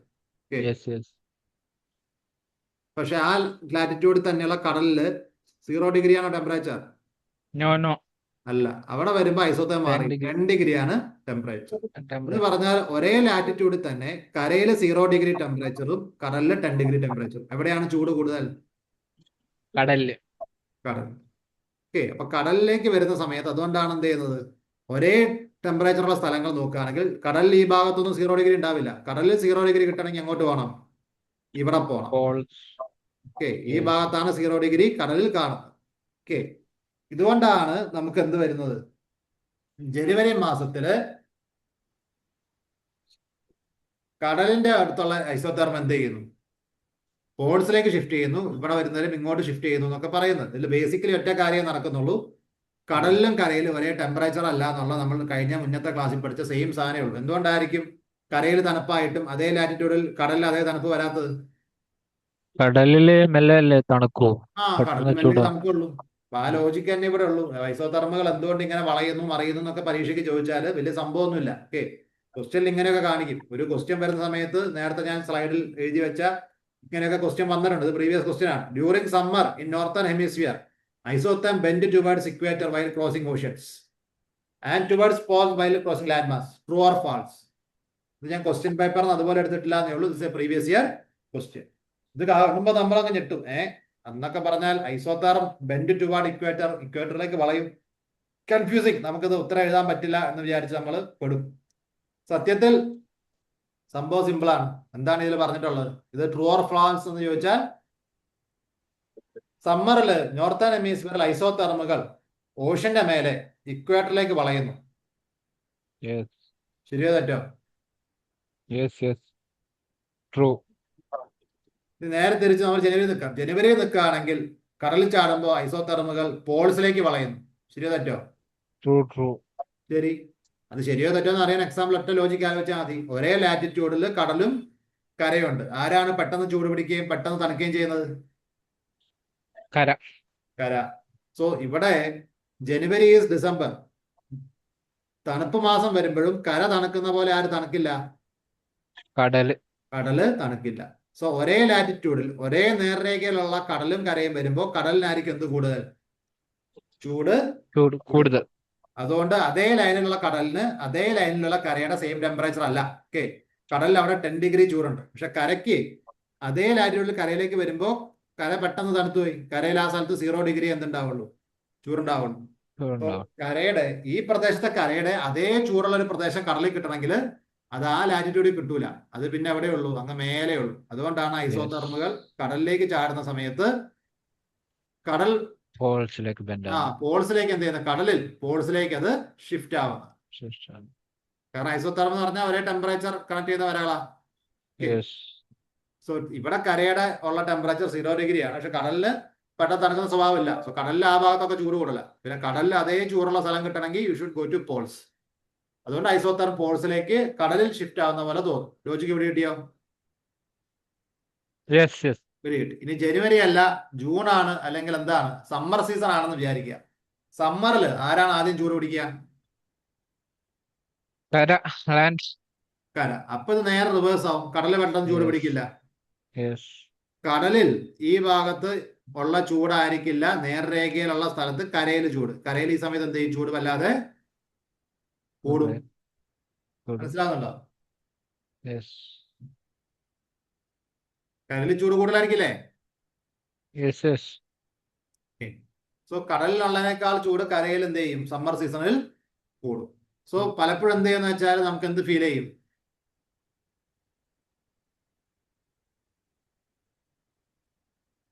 റിവേഴ്സ് ഫീൽ ചെയ്യും. എങ്ങനെയാണ് ഐസോതെർമിന്റെ ബെൻഡ് ഫീൽ ചെയ്യുക? ഒന്ന് പറയാൻ ശ്രമിച്ചു നോക്കിയേ. കടലില് പോൾസിലേക്ക് ബെൻഡ് ചെയ്യും, കരയില് ഇക്വേറ്ററിലേക്ക് ബെൻഡ് ചെയ്യും. അത് ഡിസംബറിലല്ലേ നടക്കുള്ളൂ. കാരണം കടലിൽ പോൾസിലേക്ക് ബെൻഡ് ചെയ്യാന്ന് പറഞ്ഞാൽ കടലിൽ കൂടുതൽ ചൂടുള്ളതുകൊണ്ടാണ് എന്ത് ചെയ്യുന്നത്? കരയുടെ സെയിം ലാറ്റിറ്റ്യൂഡിൽ ടെമ്പറേച്ചർ കടലിൽ കിട്ടാത്തത്. ഓക്കെ, പക്ഷെ സമ്മർ ആകുമ്പോൾ ചേഞ്ച് ആയില്ലേ? സമ്മർ ആകുമ്പോൾ ചൂട് പിടിക്കുകയാണ് നോർത്തിൽ മൊത്തം. പക്ഷെ കടല് പെട്ടെന്ന് ചൂട് പിടിക്കോ? ഇല്ല, കര പെട്ടെന്ന് ചൂട് പിടിക്കും. ഇപ്പൊ പറഞ്ഞ രീതിയിൽ ഒരു കാര്യം ഉദ്ദേശിച്ചത് ഇങ്ങനെയാണ്. ഈ ഭാഗത്തും, അതായത് പ്രബിന് ഉദ്ദേശം എനിക്ക് മനസ്സിലായി. ഒരേ ലാറ്റിറ്റ്യൂഡ് എടുത്താല് ഇവിടെയുള്ള കര ഭാഗത്തിന് കടലിനേക്കാൾ ചൂടുണ്ടാവും. അതല്ലേ ശരി? ഓക്കെ, ഇപ്പൊ ഈ കരയിൽ 30 ടെമ്പറേച്ചർ ആണെന്ന് വിചാരിച്ചോ, 30 ഡിഗ്രി സെൽഷ്യസ് ഉണ്ടെന്ന് വിചാരിച്ചോ. ഇതേ ലാറ്റിറ്റ്യൂഡിലുള്ള കടലിൽ ആ ടെമ്പറേച്ചർ ഉണ്ടാവോ? ഇല്ല, 20 ഡിഗ്രിയെ ഉണ്ടാവും. റൈറ്റ്. സോ ഈ 20 ഡിഗ്രി ചൂടുള്ള സ്ഥലം കരയിൽ കിട്ടണമെങ്കിൽ ഞാൻ എങ്ങോട്ട് പോകണം? ഐസോതെർം ഞാൻ വരയ്ക്കുകയാണ് ഇവിടെ നിന്ന് വിചാരിച്ചോ. കടലിൽ ഇവിടെ 20 ഡിഗ്രിയെ ചൂടുള്ളൂ. കരയിൽ വേറെ എവിടെയാ 20 ഡിഗ്രി ചൂടുണ്ടാവാൻ സാധ്യത? താഴേക്ക് പോയാൽ സമ്മറിലല്ലേ? സമ്മറില് കരയില്. അതന്നെ, കടലില് ഈ ലാറ്റിറ്റ്യൂഡിൽ ഇവിടെ കടലില് 20 ഡിഗ്രിയാ. പോൾസ് സൈഡിലേക്ക് ഇങ്ങോട്ട് ഇവിടെ എവിടെയെങ്കിലുള്ള കരയിൽ, ഇവിടെ ആയിരിക്കും കരയിൽ എവിടെ ഉള്ളത്? 20 ഡിഗ്രി ഉള്ളത് അല്ലേ? കാരണം കര പെട്ടെന്ന് ചൂട് പിടിക്കും. ഇവിടെയുള്ള കടല് ചിലപ്പോൾ -10 ആയിരിക്കും. കടല് മെല്ലെ ചൂട് പിടിക്കും. പക്ഷെ കര പെട്ടെന്ന് ചൂട് പിടിച്ചു. ഈ താഴത്തെ ലാറ്റിറ്റ്യൂഡ് എത്തുമ്പോൾ അവിടെ 30 ഡിഗ്രി ആയി. പക്ഷെ അതേ ലാറ്റിറ്റ്യൂഡുള്ള കടലില് 20 ഉണ്ടാവും. സോ കടലിലെ ഈ 20 പ്രദേശവുമായി കണക്ട് ചെയ്യുന്ന കരയിലെ ഒരു 20 ഡിഗ്രി പ്രദേശം കിട്ടണമെങ്കിൽ the line should shift towards poles. ഇപ്പൊ സമ്മർ സീസണിൽ കടലിൽ നിന്ന് കരയിലേക്ക് കയറുമ്പോഴാണ് എന്ത് ചെയ്യുന്നത്? പോൾസിലേക്ക് ഷിഫ്റ്റ് ആവുന്നത്. കടലിലല്ല ഷിഫ്റ്റ് ആവുന്നത്. കടലിലേക്ക് ചാടുമ്പോൾ കടൽ ഇക്വേറ്ററിന്റെ അടുത്ത്, ഐസോതെർം ഇക്വേറ്ററിന്റെ അടുത്തേക്ക് ഷിഫ്റ്റ് ആവും. റിവേഴ്സ് സംഭവിക്കും. മനസ്സിലായോ?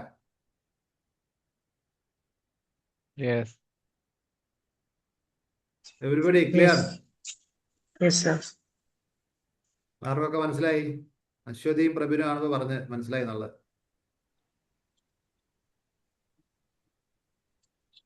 ബാക്കി ആദ്ര, ഗായത്രി, സതി മനസ്സിലായോ?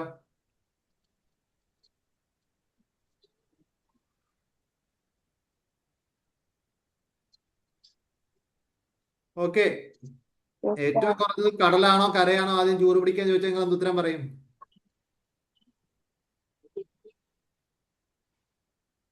കടലാണോ കരയാണോ ആദ്യം ചൂട് പിടിക്കുക? ഓക്കെ, നിങ്ങൾ ലൈവ് അല്ല, ക്ലാസ്സിൽ മ്യൂട്ടാണ്, വേറെ എന്താ പരിപാടിയില്ല തോന്നുന്നു. ഓക്കെ, അപ്പൊ മനസ്സിലായല്ലോ. Okay, Okay. Next temperature inversion. ഇത് വേറെ ഒരു കോൺസെപ്റ്റ്. ഓക്കെ, സോ വലതുഭാഗത്തുള്ള കണ്ടീഷൻ അല്ല ശരിക്കും normal condition. Normal condition left സൈഡിലുള്ള കണ്ടീഷനാണ്. ഇതാണ് ലെഫ്റ്റ് സൈഡിലുള്ള കണ്ടീഷനാണ് നോർമൽ കണ്ടീഷൻ ഞാൻ പറയാൻ കാരണം. That is exactly in troposphere. ഇതാണ് ലെഫ്റ്റ് സൈഡിലെ ഫിഗർ ആണ്, ലെഫ്റ്റ് ഫിഗർ ആണ് നോർമൽ കണ്ടീഷൻ. വൈ? ട്രോപ്പോസ്ഫിയറിൽ ഹൈറ്റ് കൂടുന്തോറും ചൂട് കൂടും, സോറി ചൂട് കുറയും. ചൂട് കുറയും. എക്സാക്ട്ലി അതാണ് നമ്മൾ പഠിച്ചിട്ടുള്ളത്. അപ്പൊ നമ്മൾ പഠിച്ചത് വെച്ചിട്ട് ദിസ് ഈസ് ദി കണ്ടീഷൻ.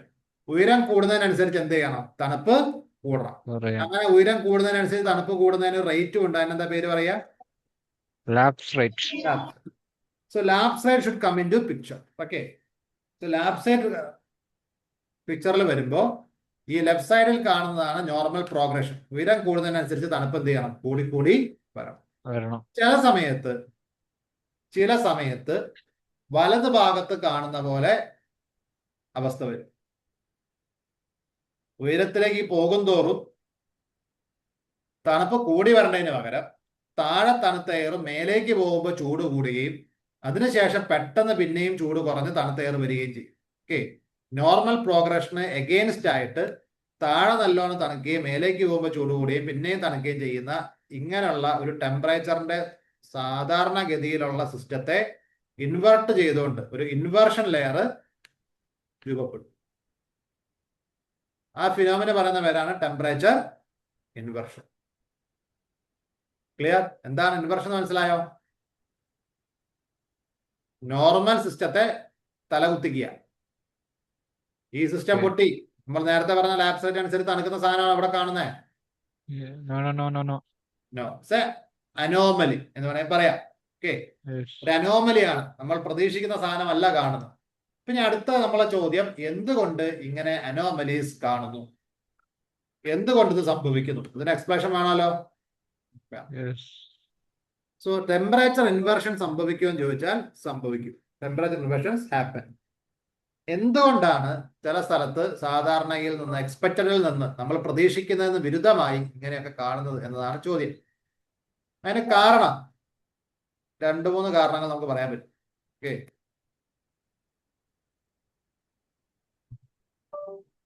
അതിനെ എക്സ്പ്ലെയിൻ ചെയ്യുന്ന ഇതുണ്ടാവുന്ന സാഹചര്യങ്ങളാണ് ഈ എഴുതിയിട്ടുള്ളത്.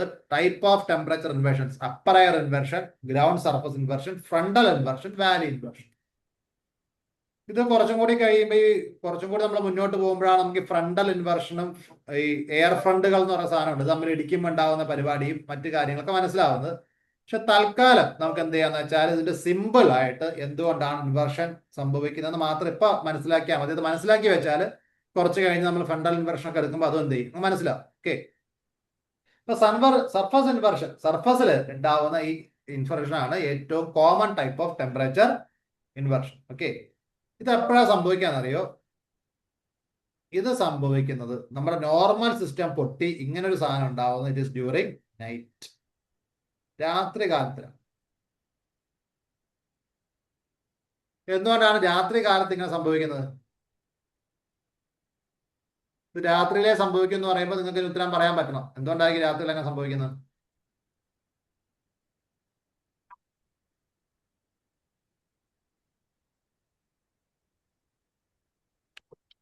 ഒക്കെ പോട്ടെ, ഇതാണ് നോർമൽ പ്രോഗ്രഷൻ. ഈ നോർമൽ പ്രോഗ്രഷൻ അല്ലാതെ ഇങ്ങനെ ഈ റൈറ്റ് സൈഡിൽ കാണുന്ന പോലെ ഒരു ഫിഗർ ഉണ്ടാവാൻ, നിങ്ങളുടെ റൂമിൽ ഇങ്ങനെ സിറ്റുവേഷൻ ഉണ്ടാവാൻ ഒരു സാധ്യത നിങ്ങൾക്ക് എക്സ്പ്ലെയിൻ ചെയ്യാമോ?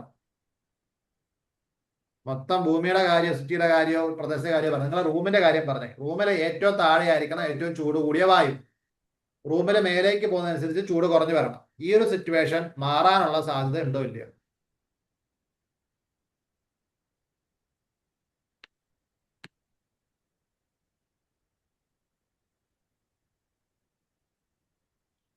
പലപ്പോഴും നിങ്ങളുടെ തറയ്ക്ക് നിങ്ങൾക്ക് കാലുകൊണ്ട് ചവിട്ടുമ്പോൾ കൂടുതൽ തണുപ്പ് ഫീൽ ചെയ്തിട്ടില്ല?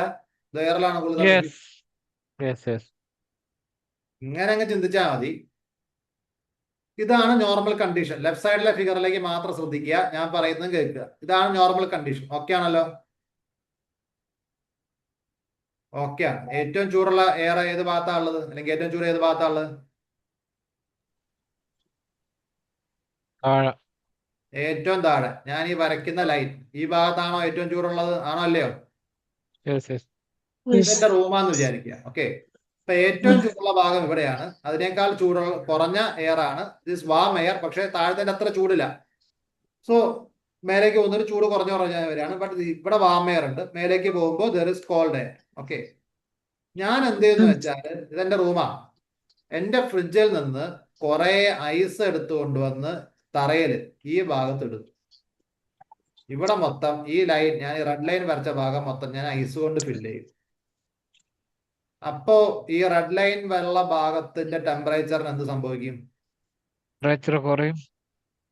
ടെമ്പറേച്ചർ ടെമ്പറേച്ചർ കുറഞ്ഞു എന്ന് വിചാരിക്കുക. ഹൈലൈറ്റർ ആണ്. ഇവിടെ മൊത്തം തണുക്കും, റൈറ്റ്? ഇപ്പോ എനിക്ക് ടെമ്പറേച്ചർ ഇൻവെർഷൻ കിട്ടിയോ? യെസ് കിട്ടിയില്ലേ? യെസ് ഏറ്റവും താഴെ ഏറ്റവും ചൂടുള്ള എയർ ഉണ്ടാവുന്നതിന് പകരം ഏറ്റവും താഴെ തണുപ്പുള്ള എയർ ഉണ്ടാവുക. കാരണം ഞാൻ ഐസ് ഇട്ട് തണുപ്പിച്ചു. ഐസ് ഇട്ടപ്പോ ആ ഐസ് തട്ടിയിട്ട് അവിടെയുള്ള എയറും തണുത്തു. ഇപ്പൊ ഏറ്റവും താഴെ എനിക്ക് എന്ത് കിട്ടും? തണുത്ത എയർ തന്നെ കിട്ടും. പക്ഷെ ഞാൻ ഐസ് താഴെ ഇട്ടുള്ളൂ, മേലുള്ള എയറിന്റെ ചൂടിനെ ബാധിച്ചിട്ടില്ല. സോ കമ്പാരിറ്റീവ്ലി ഇവിടം വല്ലാണ്ട് തണുക്കുകയും ഞാൻ മേലേക്ക് പോകുമ്പോൾ എയർ വാമാവുകയും ചെയ്യും. പക്ഷെ പിന്നെ മേലേക്ക് പോകുമ്പോൾ നോർമൽ പ്രോഗ്രഷൻ അഗൈൻ എയർ എന്ത് ചെയ്യും? കൂളാവും. That's how temperature inversion happens. നമുക്കറിയാം നൈറ്റ് ടൈമിൽ വെയിലില്ലാത്ത സമയത്ത് കടലും കരയും തണുക്കാൻ തുടങ്ങും. പക്ഷെ ആരാണ് പെട്ടെന്ന് തണുക്കുക? ആൻഡ് എയറിനേക്കാളും സ്പീഡ് തണുക്കുന്ന ആളാണ് ആര്? ഓക്കെ, സോ താഴെ നമ്മൾ ഈ പറഞ്ഞ പോലെ കുറെ ഐസ് ഇട്ട പോലെ താഴെ ഭയങ്കര തണുപ്പ് എവിടെന്നെങ്കിലും വരികയും ആ തണുത്ത സർഫസുമായിട്ട് എയർ കോണ്ടാക്ട് ചെയ്യുകയും ചെയ്യുമ്പോൾ താഴത്തെ ലെയറുകൾ എന്ത് ചെയ്യും? പെട്ടെന്ന് അങ്ങ് തണുക്കും. അത്ര സ്പീഡില് കമ്പാരിറ്റീവ്ലി മേലുള്ള ലെയർ തണുക്കില്ല. പകൽ സമയത്ത് ഇതായിരുന്നു ചൂട്. ഓക്കെ, ഒരു സംശയമില്ല. പകൽ സമയത്ത് ഇറ്റ് വാസ് നോർമൽ പ്രോഗ്രഷൻ, ഇവിടെ നല്ല ചൂടായിരുന്നു. പക്ഷെ രാത്രി ആയപ്പോ ഈ പ്രദേശം പെട്ടെന്ന് അങ്ങ് തണുത്തു. അത്രയും സ്പീഡിൽ നേരത്തെ എയർ തണുക്കില്ല. സോ ടെമ്പറേച്ചർ ഇൻവെർഷൻ സംഭവിക്കും. ക്ലിയർ?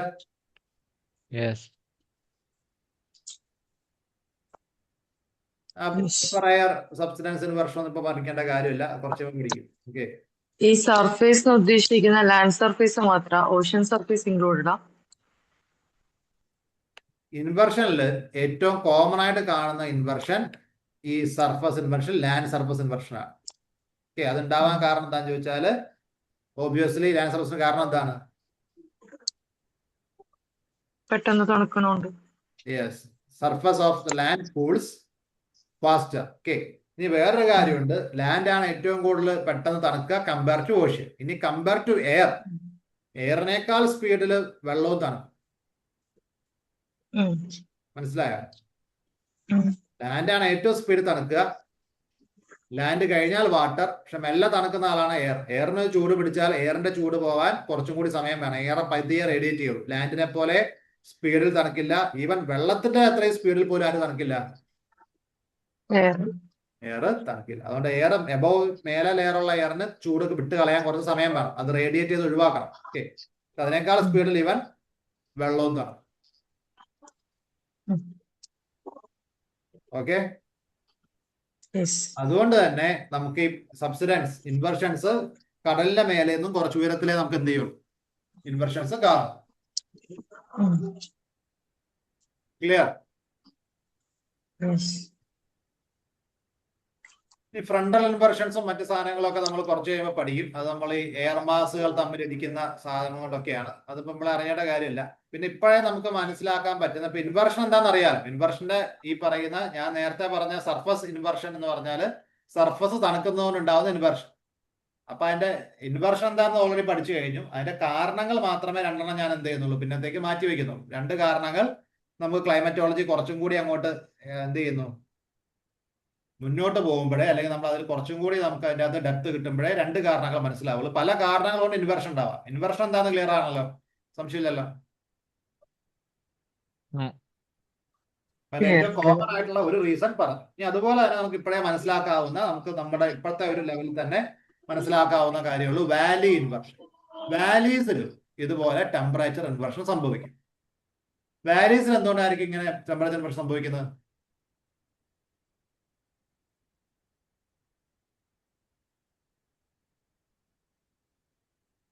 എന്തുകൊണ്ടായിരിക്കും സംഭവിക്കുന്നത്?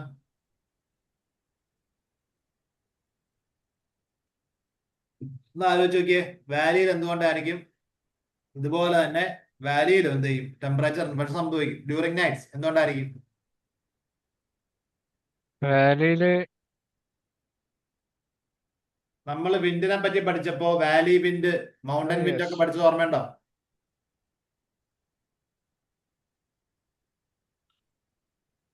പഠിച്ചില്ലേ? ലാൻഡ് ബ്രീസും സീ ബ്രീസും വരെ പഠിപ്പിച്ച, വാലി മൗണ്ടൻ പഠിപ്പിച്ച.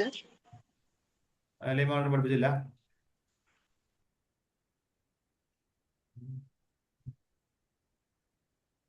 ഓക്കെ, അത് പഠിക്കാനാവുന്നേ ഉണ്ടാവുള്ളൂ, അതുകൊണ്ടായിരിക്കും. Okay, anyway fine.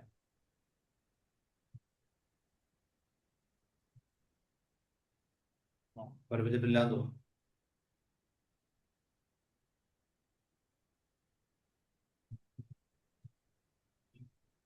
ഓക്കെ, അതിപ്പോ അങ്ങ് എടുക്കാം. ഇപ്പൊ സാധാരണ എയർ അവിടെ നിന്ന് എങ്ങോട്ടാ, വിൻഡ് അവിടെ നിന്ന് എങ്ങോട്ടാ പോവുക? High pressure to low pressure. High Low pressure. pressure. ഇപ്പൊ നമ്മള് ഈ നേരത്തെ ഹീറ്റിങ്ങിന്റെ കാര്യം പറഞ്ഞല്ലോ. അപ്പൊ ഹീറ്റും ഈ പ്രഷറും തമ്മിലൊരു പ്രത്യേകതയുണ്ട്. എന്താണ്? ഒരു സ്ഥലത്തെ ചൂടും അവിടുത്തെ പ്രഷറും തമ്മിൽ പ്രത്യേകതയുണ്ട്. നമ്മൾ ഓൾറെഡി പറഞ്ഞു, low pressure is always associated with heat. Heat. ഒരു സ്ഥലം ചൂട് പിടിച്ചാൽ അവിടെ എന്ത് പ്രഷർ ഉണ്ടാവുക? Low pressure. അപ്പൊ അങ്ങോട്ടേക്ക് കാറ്റ് അടിക്കുകയാണോ ചെയ്യുക, അത് അവിടുന്ന് കാറ്റ് ദൂരേക്ക് പോവാണോ ചെയ്യുക?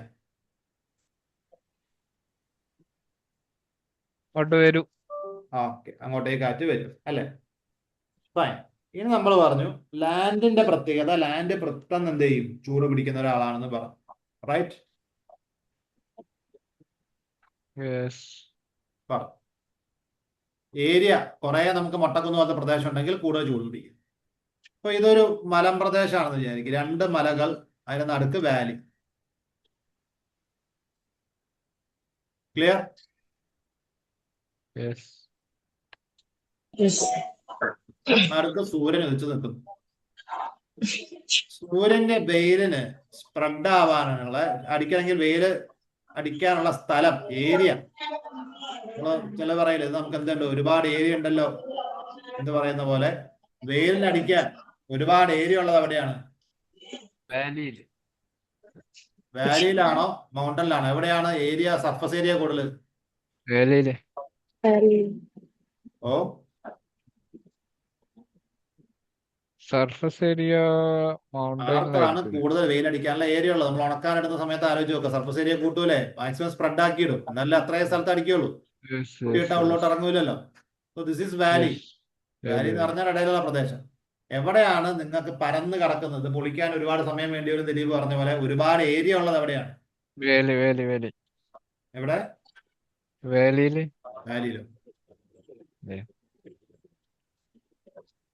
സർഫസ് ഏരിയ ലോജിക്കലി ആലോചിക്കുക. സർഫസ് ഏരിയ എന്ന് പറഞ്ഞാൽ ഇവിടെ നിന്ന് ഇവിടം വരെയാണോ കൂടുതൽ സ്ഥലം ഉള്ളത്? ഞാൻ ഈ വരച്ച പച്ചേന്റെ താഴെയാണോ കൂടുതൽ ഏരിയ ഉള്ളത്?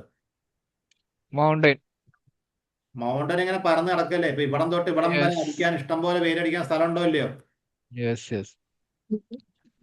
സ്ഥലമുണ്ട്. വാലി ഒരു ഇടുങ്ങിയ പ്രദേശമാണ്. ഇടുങ്ങിയ പ്രദേശത്ത് വെയിലിന് പറക്കാനുള്ള സ്ഥലമുണ്ടോ? No. ഇല്ല. ഇല്ല. ഇപ്പൊ ആലോചിച്ച് നോക്ക്, വെയില് ഇങ്ങനെ പരന്നടിക്കുകയാണ് മൗണ്ടൻസിൽ. മൗണ്ടനിൽ ഇങ്ങനെ പരന്നടിക്കുമ്പോൾ അത്രയും സ്ഥലത്ത് വെയിലടിക്കുമ്പോൾ അത്രയും സ്ഥലത്ത് ചൂട് കൂടുകയോ കുറയോ? ചൂട് കൂടും. ചൂട് കൂടും. സോ ഇവിടെ സംഭവിക്കുക എന്താന്ന് വെച്ചാൽ, ഈ രണ്ട് ഭാഗത്തും ഇങ്ങനെ വെയിലടിച്ചിട്ട് ഈ പച്ച വരയ്ക്ക് മേലുള്ള ഭാഗം, ആ ഭാഗത്ത് എന്ത് സംഭവിക്കും? ചൂട് വല്ലാതെ കൂടും. ഈ ഒരു ഏരിയ വരെ, ഈ ഏരിയയിലൊക്കെ ചൂട് കൂടും. ഈ സർഫസിന് ചൂട് കൂടിയാൽ അവിടെ എന്ത് വരും? ചൂട് കൂടുമ്പോ അവിടുത്തെ മേലേക്ക് പോവില്ലേ? യെസ്. ഓ, അപ്പൊ അവിടെ എന്ത് രൂപപ്പെടും? Low pressure. ഇവിടെ ലോ പ്രഷർ രൂപപ്പെടും. And it is low compare to the valley. കാരണം വാലിയിൽ അത്ര ചൂടുണ്ടോ? നോ. സോ ഇവിടെ ലോ പ്രഷർ രൂപപ്പെടും. അപ്പൊ ലോ പ്രഷർ രൂപപ്പെടുമ്പോൾ ഇവിടെ ഉണ്ടാവുന്ന ഒരു വ്യത്യസ്തമായ സംഭവം എന്താന്ന് വെച്ചാല് കാറ്റ് എവിടെ നിന്ന് എങ്ങോട്ടേക്ക് അടിക്കും? വാലിന്ന് കുന്നിലേക്ക്. വാലിയിൽ നിന്ന് കുന്നിലേക്ക് അടിക്കും. എന്ന് പറഞ്ഞാൽ റിവേഴ്സ്. നമ്മൾ സാധാരണ വിചാരിക്കുന്ന ഗ്രാവിറ്റിക്ക് നേരെ ഓപ്പോസിറ്റ് ആയിട്ട് താഴേന്ന് മേലേക്ക് കാറ്റടിക്കും. ഇതുകൊണ്ടാണ് നിങ്ങൾ ഇൻസ്റ്റാഗ്രാമിലൊക്കെ ചില മലകളുടെ മേലെ ആൾക്കാർ നിൽക്കുമ്പോൾ അവിടെ മഴ പെയ്യോ, നിങ്ങൾ വെള്ളം കുപ്പിന്ന് താഴേക്ക് ഒഴിക്കുകയോ ചെയ്താൽ വെള്ളം താഴേക്ക് പോകുന്നതിന് പകരം എന്ത് ചെയ്യും? മേലേക്ക് പോകുന്നു. മേലേക്ക് വരും. മേലേക്ക് വരാൻ കാരണം അവിടെ ഗ്രാവിറ്റി ഇല്ലാത്തതുകൊണ്ടല്ല. നിങ്ങൾ ചാടി ചത്തു.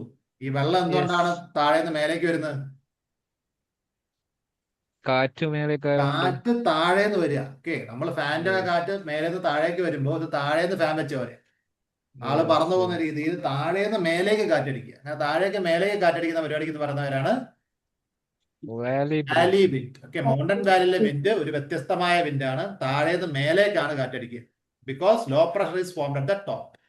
പക്ഷെ രാത്രിയാകുമ്പോൾ എന്തായിരിക്കും അവസ്ഥ? സിറ്റുവേഷൻ നേരെ തിരിയും.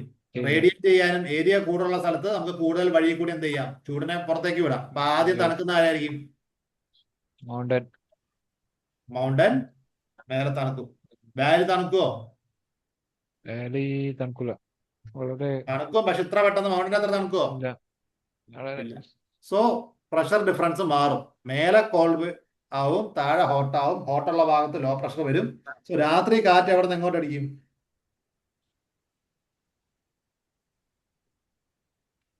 രാത്രി മൗണ്ടൻ വാലിയിലേക്ക്.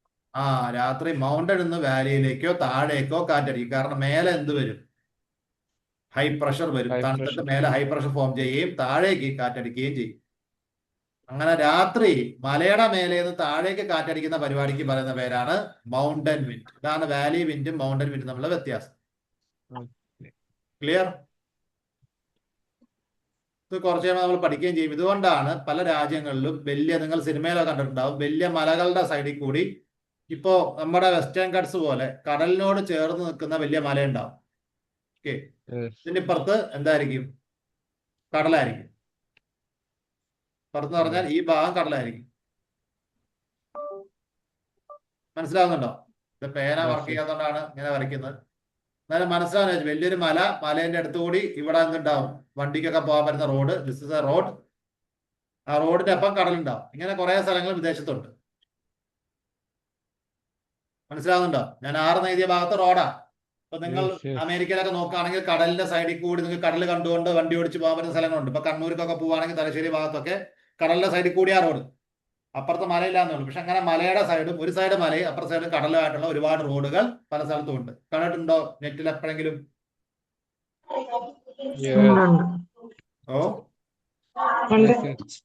ഉണ്ട്. ഈ റോഡുകൾ രാത്രിയാവുമ്പോൾ അടയ്ക്കും. രാത്രിയാവുമ്പോൾ ഈ റോഡിൽ കൂടി വണ്ടി കൊണ്ടുപോകാൻ പാടില്ല എന്നാണ് നിയമം. ചോദ്യം. രാത്രി മൗണ്ടൻ കടലിലേക്ക് താഴോട്ടേക്ക് കാറ്റ് വീശുന്നുണ്ട്. രാത്രിയാവുമ്പോ മൗണ്ടനിൽ നിന്ന് റിവേഴ്സ് കടലിലേക്ക് കാറ്റ് വീശും. അങ്ങനെ കാറ്റ് വീശുമ്പോ നിങ്ങൾ ആ റോഡിൽ കൂടി വണ്ടി ഓടിച്ചാൽ എന്താ പ്രശ്നം? വണ്ടിയോടെ കടലുണ്ടാവും. വണ്ടിയുടെ അടുത്ത് കടലുണ്ടാവും. പിന്നെ കടലിൽ കൂടി പോകേണ്ടി വരും. അയാൾ തട്ടി. ഇതുകൊണ്ടാണ് നൈറ്റ് ടൈമിൽ ഇത്തരത്തിലുള്ള റോഡുകളിൽ എന്ത് ചെയ്യുന്നത്? വണ്ടിക്ക് നിരോധനം. മനസ്സിലായോ? Valley wind, mountain wind. Okay, വിൻഡുകൾ ചിലപ്പോൾ അടുത്ത ഇതിൽ വിൻഡിനെ കുറിച്ച് എക്സ്പ്ലെയിൻ ചെയ്യുമ്പോൾ ആ ഭാഗത്തായിരിക്കും സ്ലൈഡ് ഉള്ളത്. ഞാൻ പഠിപ്പിച്ചോ എന്ന് ചോദിച്ചത് കൺഫ്യൂഷൻ വന്നാ. ഇപ്പൊ എന്തായാലും പഠിപ്പിച്ചാലോ. ഇനി വാലി ഇൻവേർഷൻ എന്താന്ന് പറഞ്ഞാല്, നൈറ്റുകളിൽ നമുക്ക് വാലി റീജിയനിൽ അറിയാം ടെമ്പറേച്ചറിൽ ചെറിയ വ്യത്യാസം. ഇപ്പൊ നമ്മൾ ഓൾറെഡി വാലി ഇൻവേർഷന്റെ കാര്യം പറഞ്ഞു കഴിഞ്ഞു. കാരണം നമ്മൾ വാലി ഇൻവേർഷൻ ഇപ്പൊ പറഞ്ഞു. കാരണം നൈറ്റ് ടൈമില് വാലി ആണോ തണുപ്പുണ്ടാവുക, മൗണ്ടൻ ആണോ കൂടുതൽ തണുപ്പുണ്ടാവുക? Obviously mountain. Okay.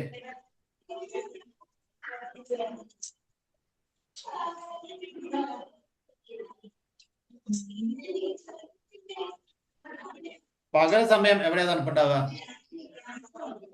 വേറെ എവിടെയാ കൂടുതൽ തണുപ്പുണ്ടാവുക? വലിയ ഇല്ല.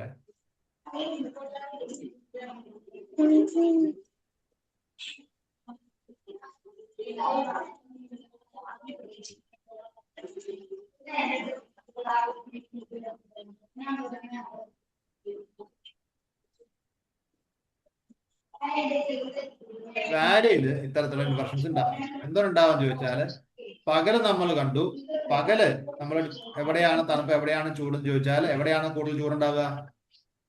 മൗണ്ടൻ. മൗണ്ടന്റെ മേലെ ചൂടുണ്ടാവും. ഇവിടുന്ന് മേലേക്ക് പോകും തോറും ചൂട് കൂടുകയോ തണുക്കുകയോ ചെയ്യാം. അവിടുന്ന് മേലേക്ക് പോകുമ്പോൾ ചൂട് കൂടുകയോ തണുക്കുകയോ ചെയ്യാം. മൗണ്ടന്റെ മേലേക്ക് പിന്നെ മേലേക്ക് പോകുമ്പോ ട്രോപ്പോസ്ഫിയറിൽ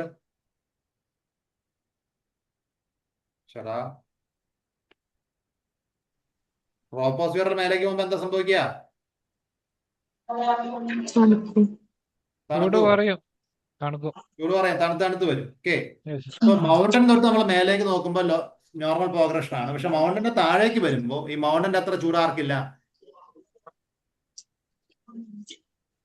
വാലിക്ക് വാലിക്ക്. വാലി കമ്പാരിറ്റീവ് തണുപ്പല്ലേ? Yes. So again temperature inversion കിട്ടിയോ? താഴെയും തണുപ്പ് മേലെയും തണുപ്പ്, നടുക്കുള്ള ഭാഗത്തിന് കമ്പാരിറ്റീവ്ലി കൂടുതൽ ചൂട്, ഇതല്ലേ ടെമ്പറേച്ചർ ഇൻവേർഷൻ. അതെ. ക്ലിയർ? മനസ്സിലായോ? ഒന്നുകൂടി പറയോ? ഡേ ടൈം ആണോ ഇത്? അത് സ്ലൈഡിലേക്ക് നോക്കുന്നുള്ള പ്രശ്നമാണ്. ഡേ ടൈമിൽ തന്നെ ഇൻവേർഷൻ കിട്ടും. ഞാൻ വരച്ച ഫിഗർ മാത്രം ആലോചിക്കും. മൗണ്ടൻ, നടുക്ക് വാലി. നമ്മൾ നേരത്തെ പറഞ്ഞ ലോജിക് പ്രകാരം പകല് വെയിലടിക്കുമ്പോൾ കുറച്ച് കഴിയുമ്പോൾ വെയിലടിച്ച് ചൂട് പിടിച്ച് കഴിയുമ്പോൾ ഏത് ഭാഗത്തായിരിക്കും കൂടുതൽ ചൂട്? മൗണ്ടൻ. മൗണ്ടൻ ഭാഗത്ത്. വാലി കമ്പാരിറ്റീവ്ലി തണുപ്പായിരിക്കും. യെസ്. അപ്പൊ വാലി തണുത്ത് കഴിയുമ്പോൾ വാലിയിലെ എയറിന്റെ ഇവിടം വരെയുള്ള വാലിയിലെ എയർ തണുത്തത്. കമ്പാരിറ്റീവ്ലി മേലേക്ക് പോകുമ്പോൾ മൗണ്ടന് ചൂടുള്ളതുകൊണ്ട് ഉയരം കൂടുന്തോറും ഇവിടുന്ന് ഒരു ഭാഗം വരെ എയർ ചൂട് കൂടാൻ തുടങ്ങും. അത് കഴിയുമ്പോൾ പിന്നെ പോകുമ്പോൾ പിന്നെ എന്ത് ചെയ്യും? ആ വെയിലടിച്ച ഭാഗം ചൂട് പിടിച്ച ഭാഗം കഴിഞ്ഞ് മൗണ്ടൻ കഴിയുമ്പോൾ പിന്നെ എയർ തണുക്കാൻ തുടങ്ങും. ഇപ്പോഴും സാൻഡ്വിച്ച് പോലെ ബർഗറിന്റെ ഇടയിൽ മറ്റേ പാറ്റി വെച്ച പോലെ നടുക്ക് മാത്രം ചൂടുള്ള ഒരു എയറിനെ കിട്ടിയില്ലേ? രണ്ട് തണുത്ത ഇടയില്. ഇതല്ലേ ഇൻവെർഷൻ? വാലി ഇൻവെർഷൻ കിട്ടിയോ? കിട്ടി.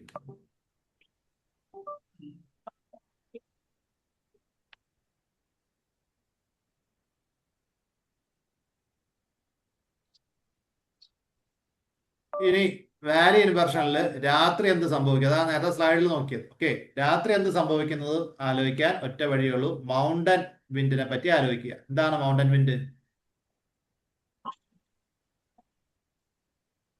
മൗണ്ടൻ വിൻഡ് എന്താ? മൗണ്ടൻ വാലിയിലേക്ക് കാറ്റ് വീശുന്നു. മൗണ്ടൻ താഴേക്ക് വീശും. ഇതേ വാലിനെ പറ്റി രാത്രി ചിന്തിക്കുക. രാത്രി മൗണ്ടൻ തണുക്കോ ഇല്ലയോ? തണുക്കും. പെട്ടെന്ന് മൗണ്ടൻ തണുക്കും. പക്ഷേ പകലത്തെ ചൂട് കാരണം ഈ വാലിയിൽ ലോ പ്രഷർ ഫോം ചെയ്ത് വാലിയിൽ നിന്നാണല്ലോ ഇതൊക്കെ മേലേക്ക് പോയിട്ടുണ്ടാവുക. സോ വാലിയിൽ കമ്പാരിറ്റീവ്ലി ലോ പ്രഷർ ആയതുകൊണ്ട് അവിടുത്തെ എയർ ചൂടുള്ള എയർ ആയിരിക്കുമോ അല്ലയോ? ചൂട് കൂടുതലായിരിക്കും. ഓക്കെ. സോ നൈറ്റ് ആരംഭിക്കുന്നതിന് തൊട്ട് മുമ്പ് വരെ നമ്മൾ നോക്കുകയാണെങ്കിൽ ഇത് നോർമൽ രീതിയിൽ വാലിയിൽ ഇൻവെർഷൻ ഉണ്ടെങ്കിൽ പോലും നൈറ്റ് ആരംഭിക്കുന്ന സമയത്ത് ഉണ്ടാകുന്ന പ്രശ്നം വാലിയിലെ എയർ കമ്പാരിറ്റീവ്ലി ചൂടുള്ള എയർ ആയിട്ട് മാറും. റൈറ്റ്? വാലിയിലെ എയർ ചൂടുള്ള എയർ ആയിട്ട് മാറുകയും ഇവിടെ ലോ പ്രഷർ ക്രിയേറ്റ് ചെയ്യപ്പെടുകയും മൗണ്ടനിലെ എയർ തണുത്ത എയർ ആയിട്ട് മാറുകയും ചെയ്യും.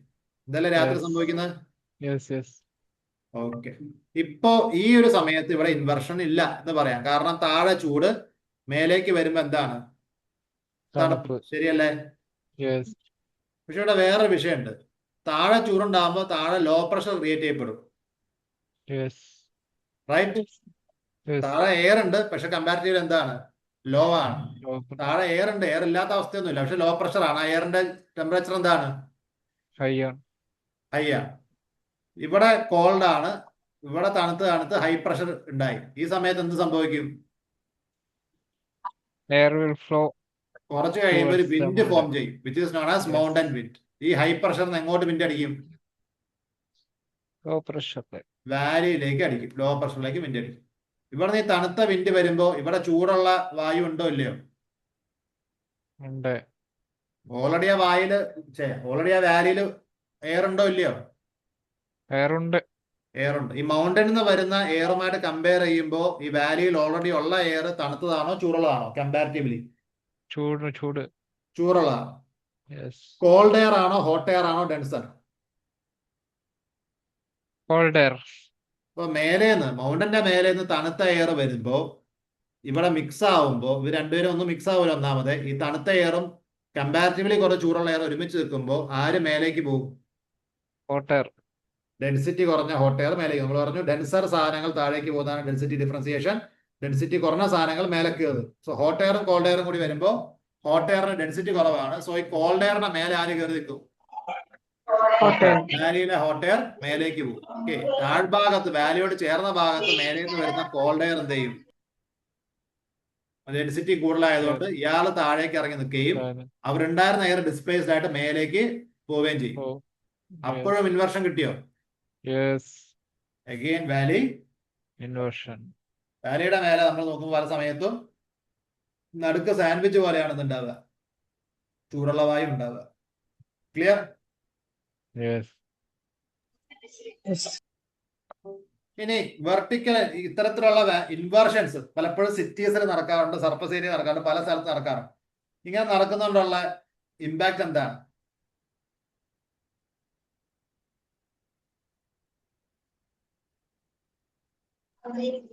എയർ ബാലൻസ്, സ്റ്റെബിലിറ്റി കിട്ടും. സ്റ്റെബിലിറ്റി സ്ലൈഡ് നോക്കിയിട്ട് പറഞ്ഞാൽ തെറ്റ്, ആലോചിച്ച് വേണം.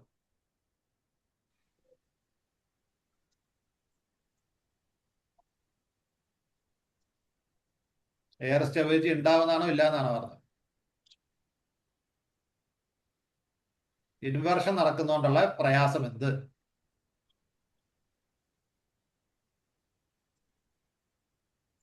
ഇനി ഗുണമാണെങ്കിൽ ഗുണം എന്ത്, ദോഷമാണെങ്കിൽ ദോഷം എന്ത്? പറയാൻ ശ്രമിച്ചു നോക്കിയേ. എയർ ഇൻവേർഷൻ ഉണ്ടാവുമ്പോ അടിയില് സർഫസ് ഏരിയയില് കൂടുതൽ തണുപ്പായിരിക്കും, അധികം ചൂട് അനുഭവപ്പെടും. അതൊക്കെ ഓക്കെ. എന്തെങ്കിലും ഒരു പ്രശ്നം നിങ്ങൾക്ക് പറയാനുണ്ടോ ഇങ്ങനെ വരുന്നതുകൊണ്ട്? മഴ ഉണ്ടാവില്ല. മഴയുടെ പ്രശ്നം, മഴ മേലെ വാർം എയർ ആവും, പക്ഷെ അതിന്റെ മേലെ പിന്നെയും കോൾഡ് എയർ ഉണ്ടല്ലോ. അപ്പൊ കുറച്ചും കൂടി ഉയരത്തിൽ ഒബ്വിയസ്ലി എന്തുണ്ടാവും? ക്ലൗഡിന്റെ അത്ര ഉയരത്തിലൊക്കെ പോകുന്ന സമയത്ത് കോൾഡ് ആണെങ്കിൽ മഴ പെയ്യും. അത്ര ഉയരത്തിലേക്ക് ഇൻവർഷൻ വരില്ല. നടുക്കൊരു ലെവലില് ഓക്കെ, ഇടയിലാണ് ഒരു ഹോട്ട് എയർ പാച്ച് വരിക. ഇങ്ങനെ ഓക്കെ, ഈ ഒരു പാച്ച് നോക്കിയാൽ മേലെയും ഒരു ക്ലൗഡ്സ് ഒക്കെ ഉള്ള ഭാഗത്ത് സ്വാഭാവികമായിട്ട് ഇവിടെ എപ്പോഴും തന്നെയാണ് കോൾഡ് എയർ ആണ്, താഴെയും കോൾഡ് ആണ്. നടുക്ക് ഈ ഭാഗത്താണ് ഒരു ഹോട്ട് എയർ പാച്ച് വരുന്നത്. ഓക്കെ, ഇങ്ങനെ ഹോട്ട് എയർ പാച്ച് വരുമ്പോൾ പ്രശ്നം എന്താണ്, അല്ലെങ്കിൽ എന്താണ് അതിന്റെ എഫക്ട് ഉണ്ടാവുക?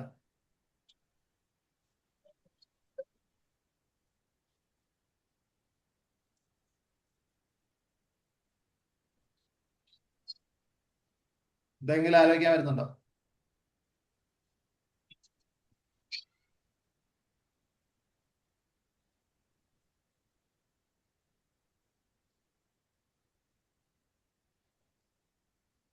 ഒരു പ്രശ്നമുണ്ട്, ഇങ്ങനെ ടെമ്പറേച്ചർ ഇൻവേർഷൻ വന്ന് താഴെ തണുത്താൽ ഒരു വിഷയമുണ്ട്, ചെറിയൊരു പ്രശ്നം വരും. എന്താ പ്രശ്നം അറിയാം? ഇതിപ്പോ ഡൽഹി ആണെന്ന് വിചാരിക്കുക. ഓക്കെ, ഡൽഹിയാണ്, തണുപ്പ് കാലമായി, താഴത്തെ ടെമ്പറേച്ചർ നല്ലോണം തണുത്തു. താഴെ എന്താണ് ടെമ്പറേച്ചർ?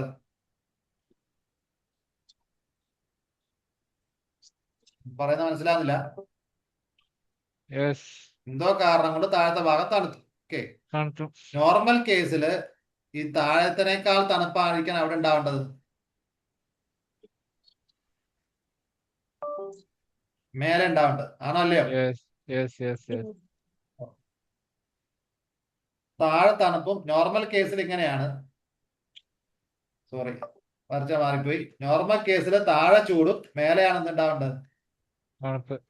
തണുപ്പുണ്ടാവണ്ട. കാരണം മേലേക്ക് പോകുന്നതോറല്ലേ തണുപ്പ് കൂടുക.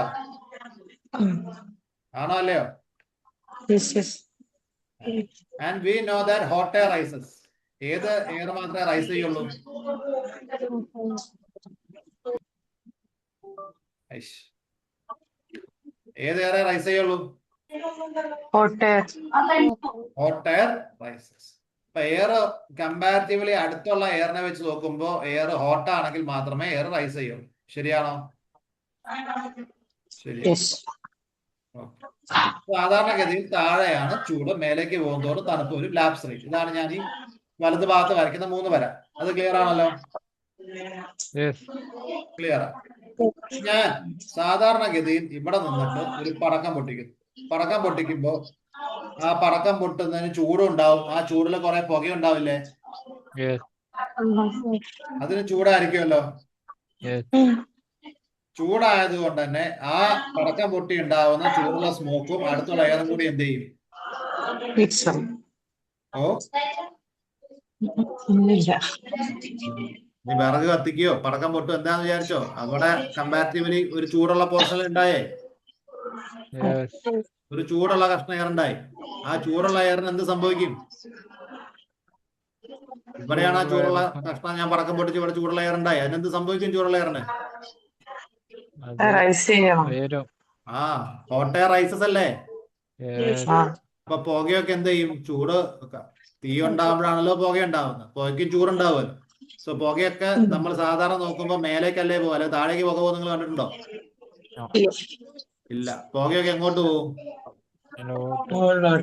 മേലേക്ക് പോകും. എന്താണ് കാരണം? പുകയ്ക്ക് ചൂടുണ്ട്, മേലെ തണുപ്പാണ്. ഓക്കെ, അപ്പൊ ചൂടുള്ള സാധനം എന്ത് ചെയ്യും? തണുത്ത സാധനം കൂടി തട്ടുമ്പോ ചൂടുള്ള സാധനം ഡെൻസിറ്റി കുറവായതുകൊണ്ട് മേലേക്ക് പോകും. So hot air rises. Hot air called air കൂടി നോക്കുമ്പോൾ ഹോട്ട് എയറിനാണ് ഡെൻസിറ്റി കുറവ്. ഡെൻസിറ്റി കുറഞ്ഞ മേലേക്ക് പോകും. അതുകൊണ്ട് ചൂടുള്ള സാധനം പടക്കം പൊട്ടുമ്പോൾ ഉണ്ടാവുന്ന ആ എയർ, പടക്കം പൊട്ടിയ ഭാഗത്തെ എയറൊക്കെ എന്ത് ചെയ്യണം? മേലേക്ക് റൈസ് ചെയ്യണം.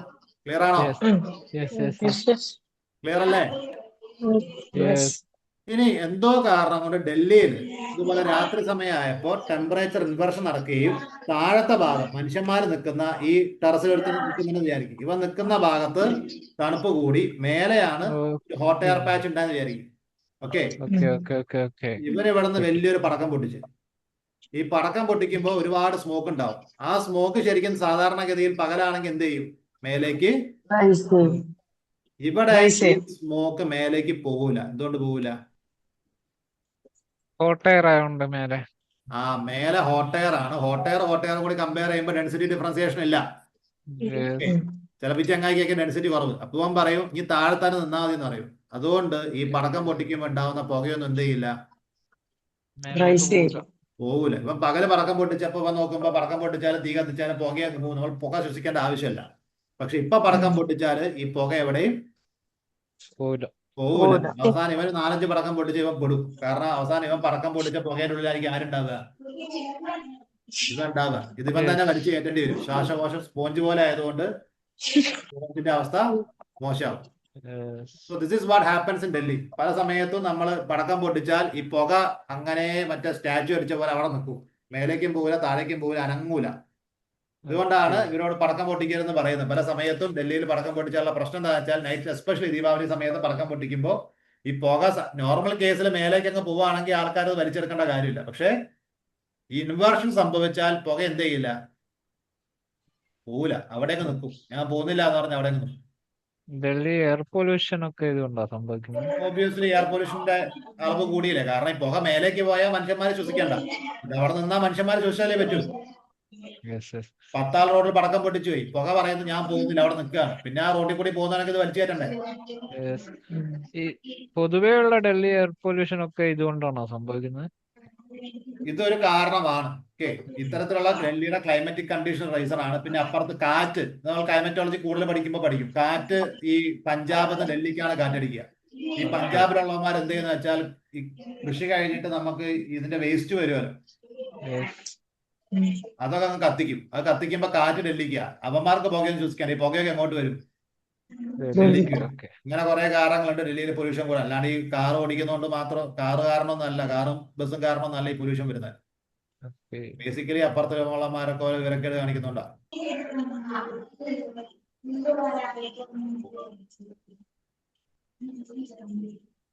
So impact of temperature inversion stability of എയറിനെ ഇമ്പാക്ട് ചെയ്യും. എങ്ങനെ ഇമ്പാക്ട് ചെയ്യും?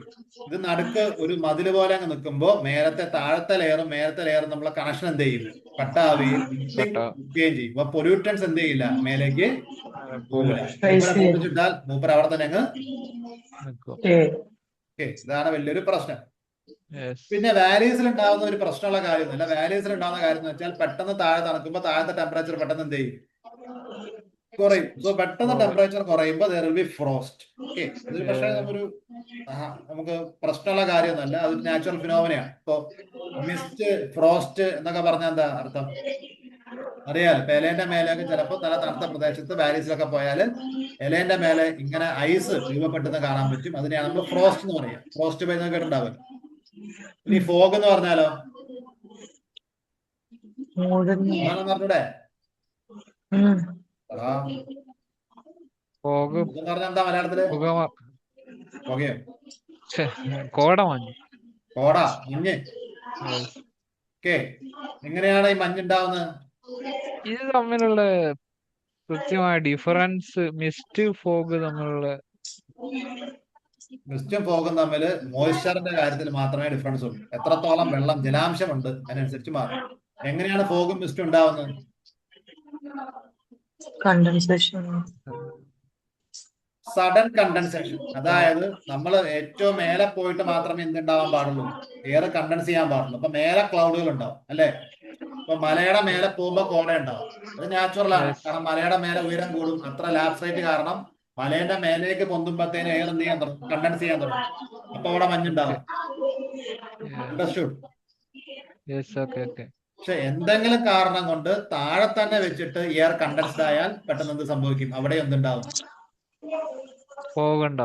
മഞ്ഞുണ്ടാവും. ടെമ്പറേച്ചർ ഇൻവെർഷൻ നടക്കുമ്പോൾ പ്രശ്നം എന്ന് വെച്ചാൽ താഴെ തന്നെ വെച്ചിട്ട് എയർ അങ്ങ് കണ്ടൻസ്ഡ് ആയി തണുത്താല് സ്വാഭാവികമായും താഴെയും മഞ്ഞുണ്ടാവും. ഉയരത്തിലേക്ക് പോകേണ്ട കാര്യമില്ല മഞ്ഞ് കിട്ടാൻ. എന്തോ ഡൽഹി അതിനൊരു എക്സാമ്പിൾ ആണോ? കേട്ടില്ല. ഡൽഹി അതിനൊരു എക്സാമ്പിൾ ആണോ? ഡൽഹിയിൽ അങ്ങനെ കോടയും മഞ്ഞൊന്നും ഉണ്ടാവാറില്ല. ഡൽഹിയിൽ ഫോഗ് ഉണ്ടായില്ലേ? ഡൽഹിയിൽ ഫോഗായിട്ട് ഉണ്ടാവുന്നത് ഡിസംബർ മാസത്തിൽ മാത്രമാണ്. ഡിസംബർ മാസത്തിൽ ഓക്കെ പല സമയത്തും. പക്ഷെ നമ്മുടെ നാട്ടിൽ ഇറങ്ങുന്ന കോട പോലെയൊന്നും അവിടെ മഞ്ഞൊന്നും ഉണ്ടാവാറില്ല. അവിടെ തണുപ്പും വെച്ചാൽ നല്ല മഞ്ഞിൽ നമുക്ക് കണ്ണ് കാണൂല. മുമ്പിലുള്ള ആളെ പോലും കാണൂല. കറക്റ്റ് കണ്ട സ്ഥലത്താണ് ശരിക്കും നമ്മൾ കോട മഞ്ഞെന്നൊക്കെ പറയുന്നതിൽ ഒന്നും കാണാൻ പറ്റൂല. അങ്ങനത്തെ അവസ്ഥയൊന്നും ഡൽഹിയിലില്ല. തണുപ്പ് നല്ലോണം കൂടുതലായിരിക്കും. മഞ്ഞ് പെയ്യുന്ന പോലെ ഈ സാധനം തണുത്ത ക്രിസ്റ്റൽസ്, ഐസ് ക്രിസ്റ്റൽസ് പെയ്യും. ഓവർ ഫോഗ് അല്ലെങ്കിൽ നമ്മൾ ഈ ഫോഗ് മിസ്റ്റ് ഉണ്ടാവും. പക്ഷേ ശക്തമായിട്ടുള്ള ഫോഗ് ഉണ്ടാവില്ല. ശക്തമായ ഫോഗിൽ നമുക്ക് ഒന്നും കാണാൻ പറ്റില്ല. താഴത്തെ ലെയറിൽ നമുക്ക് ഫോഗ് ശരിക്കും കിട്ടുന്ന സ്ഥലങ്ങൾ വാലീസിൽ നമുക്കൊരു സാധനം ചിലപ്പോൾ കാണാൻ പറ്റില്ല. വാലി ഫോഗ് വരും. അതുപോലെ തന്നെ കടൽ എന്ന് പറയുമ്പോൾ സമുദ്ര നിരപ്പാണല്ലോ. നമുക്ക് മലയൊന്നും ഇല്ല കടലിൽ. നമ്മൾ കടൽ നിരപ്പിൽ കൂടി പോകുമ്പോ ഷിപ്പിൽ പോകുമ്പോ പെട്ടെന്ന് നമുക്ക് എന്ത് വരും? ഫോഗ് വരും. ഈ ക്ലൗഡ് ബെഡ് ഫോഗിന്റെ ഹൈ വേർഷൻ എങ്ങനെയാണോ? ഏതാ ക്ലൗഡ് ബെഡ് എന്ന് പറയുന്നത്? ക്ലൗഡ് ബെഡ് എന്ന് പറയുന്നില്ലേ നമ്മള് ഇപ്പോ ഇതിലൊക്കെ കാണുന്ന ക്ലൗഡ് ബെഡില്ലേ? ബെഡ് മലമുകളിൽ നിന്ന് കാണുന്നത് ഇങ്ങനെ ഫുള്ളായിട്ട്. അല്ല, ഈ മലമുകളിൽ നേരെ നോക്കുമ്പോ മേഘങ്ങൾ കാണുന്ന കാര്യമല്ലേ പറയുന്നത്? അതെ. അത് ക്ലൗഡ്സ് തന്നെയാണോ അല്ലെങ്കിൽ ഫോഗിന്റെ? മേഘം തന്നെയാണ്. പക്ഷെ രണ്ടിന്റെ സിസ്റ്റം സെയിമാ. മേഘം എങ്ങനെ ഉണ്ടാവുന്നത്?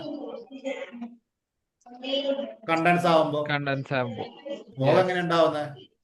കണ്ടൻസ് ആവുമ്പോ. കടലില് ഇത്രയും ഉയർത്തി പോവാതെ കടലില് പെട്ടെന്ന് ഫോഗ് ഉണ്ടാവും. ഷിപ്പിലൊക്കെ പോകുന്നോട് ചോദിച്ചാൽ അറിയാം, പെട്ടെന്ന് ഷിപ്പില് കംപ്ലീറ്റ് നമുക്കൊന്നും കാണാൻ പറ്റില്ല. 4 ഭാഗവും കാണാൻ പറ്റാണ്ടായിപ്പോ. അതെന്തുകൊണ്ടുണ്ടാവുന്നത്? കടലിൽ എന്തെങ്കിലും കാരണം കൊണ്ട് ഒരു കോൾഡ് കറന്റോ എന്തെങ്കിലും വന്നിട്ട് കടലിൽ പെട്ടെന്ന് അങ്ങ് തണുത്തു വിചാരിച്ചോ, കടലിലെ വെള്ളം. അപ്പൊ ആ വെള്ളത്തിൽ തട്ടി നിൽക്കുന്ന എയർ, തൊട്ട് മേലെ എയർ പെട്ടെന്ന് തണുക്കും. എയർ പെട്ടെന്ന് തണുക്കുമ്പോൾ കണ്ടൻസേഷൻ സംഭവിക്കും. കാരണം കടലാകുമ്പോൾ ഇഷ്ടം പോലെ ഹ്യൂമിഡിറ്റി ഉണ്ടാവില്ല. ഇവാപറേഷൻ നടക്കുന്നു, ഹ്യൂമിഡിറ്റിക്ക് ഒരു കുറവുണ്ടാവില്ല. പെട്ടെന്ന് താഴെയുള്ള സാധനം തട്ടുമ്പോ മേലെ എന്ത് ചെയ്യും? എയർ കണ്ടൻസ്ഡ് ആവും. നമുക്ക് ഗ്രൗണ്ട് ലെവൽ അല്ലെങ്കിൽ സമുദ്ര നിരപ്പിൽ തന്നെ എന്ത് ചെയ്യും? ഫോഗ്. ഇത്രയുള്ള നേരത്തെ ഞാൻ എക്സാമ്പിൾ പറഞ്ഞേ, കുറെ ഐസ് എടുത്ത് ഞാൻ താഴേക്ക് ഇടാന്ന് പറഞ്ഞേ. ഇപ്പൊ എന്റെ മുറിയിൽ നല്ല ഹ്യൂമിഡിറ്റി ഉണ്ട്, ഇവിടുത്തെ വായുവിൽ നല്ലോണം വാട്ടർ കണ്ടന്റ് ഉണ്ടെന്ന് വിചാരിച്ചു. ഞാൻ കുറെ ഐസ് എടുത്ത് നിലത്തിട്ടാൽ ആ ഐസ് തട്ടിയിട്ട് ഏറ്റവും താഴെയുള്ള വായു എന്ത് ചെയ്യും? കണ്ടൻസ് ആവാൻ തുടങ്ങും. അപ്പൊ എനിക്ക് എന്ത് ചെയ്യുന്ന വെച്ചാൽ, മറ്റേ സിനിമയിലൊക്കെ ഒരു താഴെ നിലത്ത് ചവിട്ടുമ്പോ പുക, മഞ്ഞ് ഇങ്ങനെ എവിടെ നിൽക്കുന്നു, മഞ്ഞോ ഫോഗിന് തുല്യമായ സാധനം നിലത്ത് നിൽക്കുന്ന പോലെ തറയിൽ എനിക്ക് എന്ത് കിട്ടും? ഫോഗ് കിട്ടും. മനസ്സിലായോ? Yes. അതേ സാധനമാണ് ഈ ഫിഗറിൽ കാണുന്നത്. തറ പെട്ടെന്ന് തണുത്തപ്പോ തറയോട് ടച്ച് ചെയ്ത് നിൽക്കുന്ന സ്ഥലത്ത് കണ്ടൻസേഷൻ സംഭവിച്ചു. സോ നമ്മൾ ചില ഹോളിവുഡ് സിനിമയെ കാണുന്ന പോലെ മേലെ ഫോഗില്ല, ഫോഗ് എവിടെയുള്ളത്? താഴെയാണ്. നമ്മൾ കാല് ചവിട്ടുന്ന ഭാഗം, കാല് മാത്രം മഞ്ഞിൽ മറഞ്ഞു നിൽക്കുന്നു. പിക്ചർ സീരീസ് ഒക്കെ കാണുമ്പോൾ അങ്ങനത്തെ ചില ഷോട്ടുകളൊക്കെ നമ്മൾ കണ്ടിട്ടുണ്ടാവും. നടന്നു പോകുന്ന ഭാഗത്ത് കാല് വെക്കുന്നത് എവിടെയാന്ന് കാണാൻ പറ്റുന്നില്ല. കാരണം നിലം, പുല്ല് ആര് മറച്ചേക്കാണ്? Fog. ഒരു ഫോഗ് മറച്ചേക്കാണ്. ഒരു മാന്ത്രികമായ അല്ലെങ്കിൽ യക്ഷിക്കഥകളിലൊക്കെ അങ്ങനെ സാധനം കാണും. അല്ലെങ്കിൽ പണ്ട് സിനിമകളിൽ മറ്റേ ദേവലോകം കാണിക്കുമ്പോ ദേവലോകത്ത് മറ്റേ ഫ്ലോർ കാണൂല. ദേവേന്ദ്രന്റെ Yes, yes. ദേവന്മാരിരിക്കുന്ന സ്ഥലത്ത് നിലം കാണാൻ പറ്റൂല. നിലം മൊത്തം എന്തായിരിക്കും? Okay. Fog. ഒരു ഫോഗായിരിക്കും. ആ അവസ്ഥ ഉണ്ടാവും.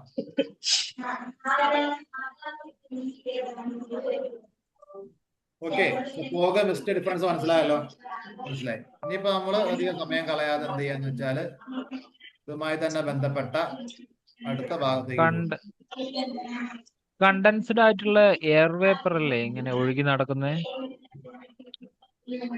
Water vapour. Water vapour. അതെ, കണ്ടൻസ് ആയിട്ടുള്ള water vapour. Okay. Climatology 2.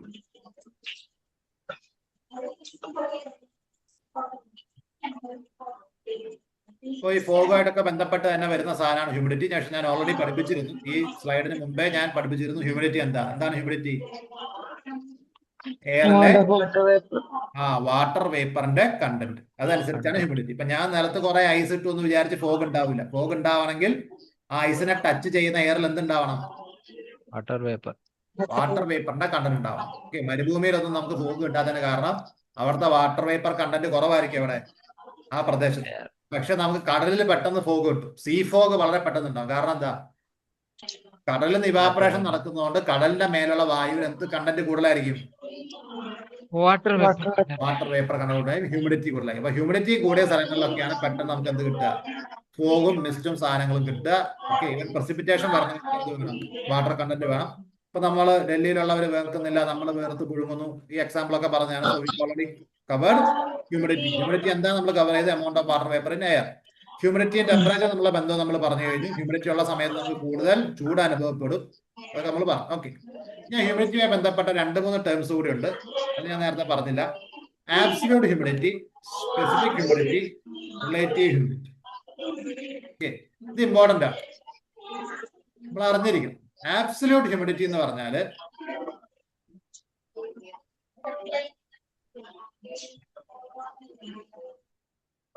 Correct ആയിട്ട് പറഞ്ഞാൽ അബ്സല്യൂട്ട് ഹ്യൂമിഡിറ്റി എന്ന് പറഞ്ഞാൽ കറക്റ്റ് ഹ്യൂമിഡിറ്റി, എത്ര വാട്ടർ വേപ്പർ ഉണ്ട് എയറിൽ, അതിന്റെ കണക്കാണെന്ത്?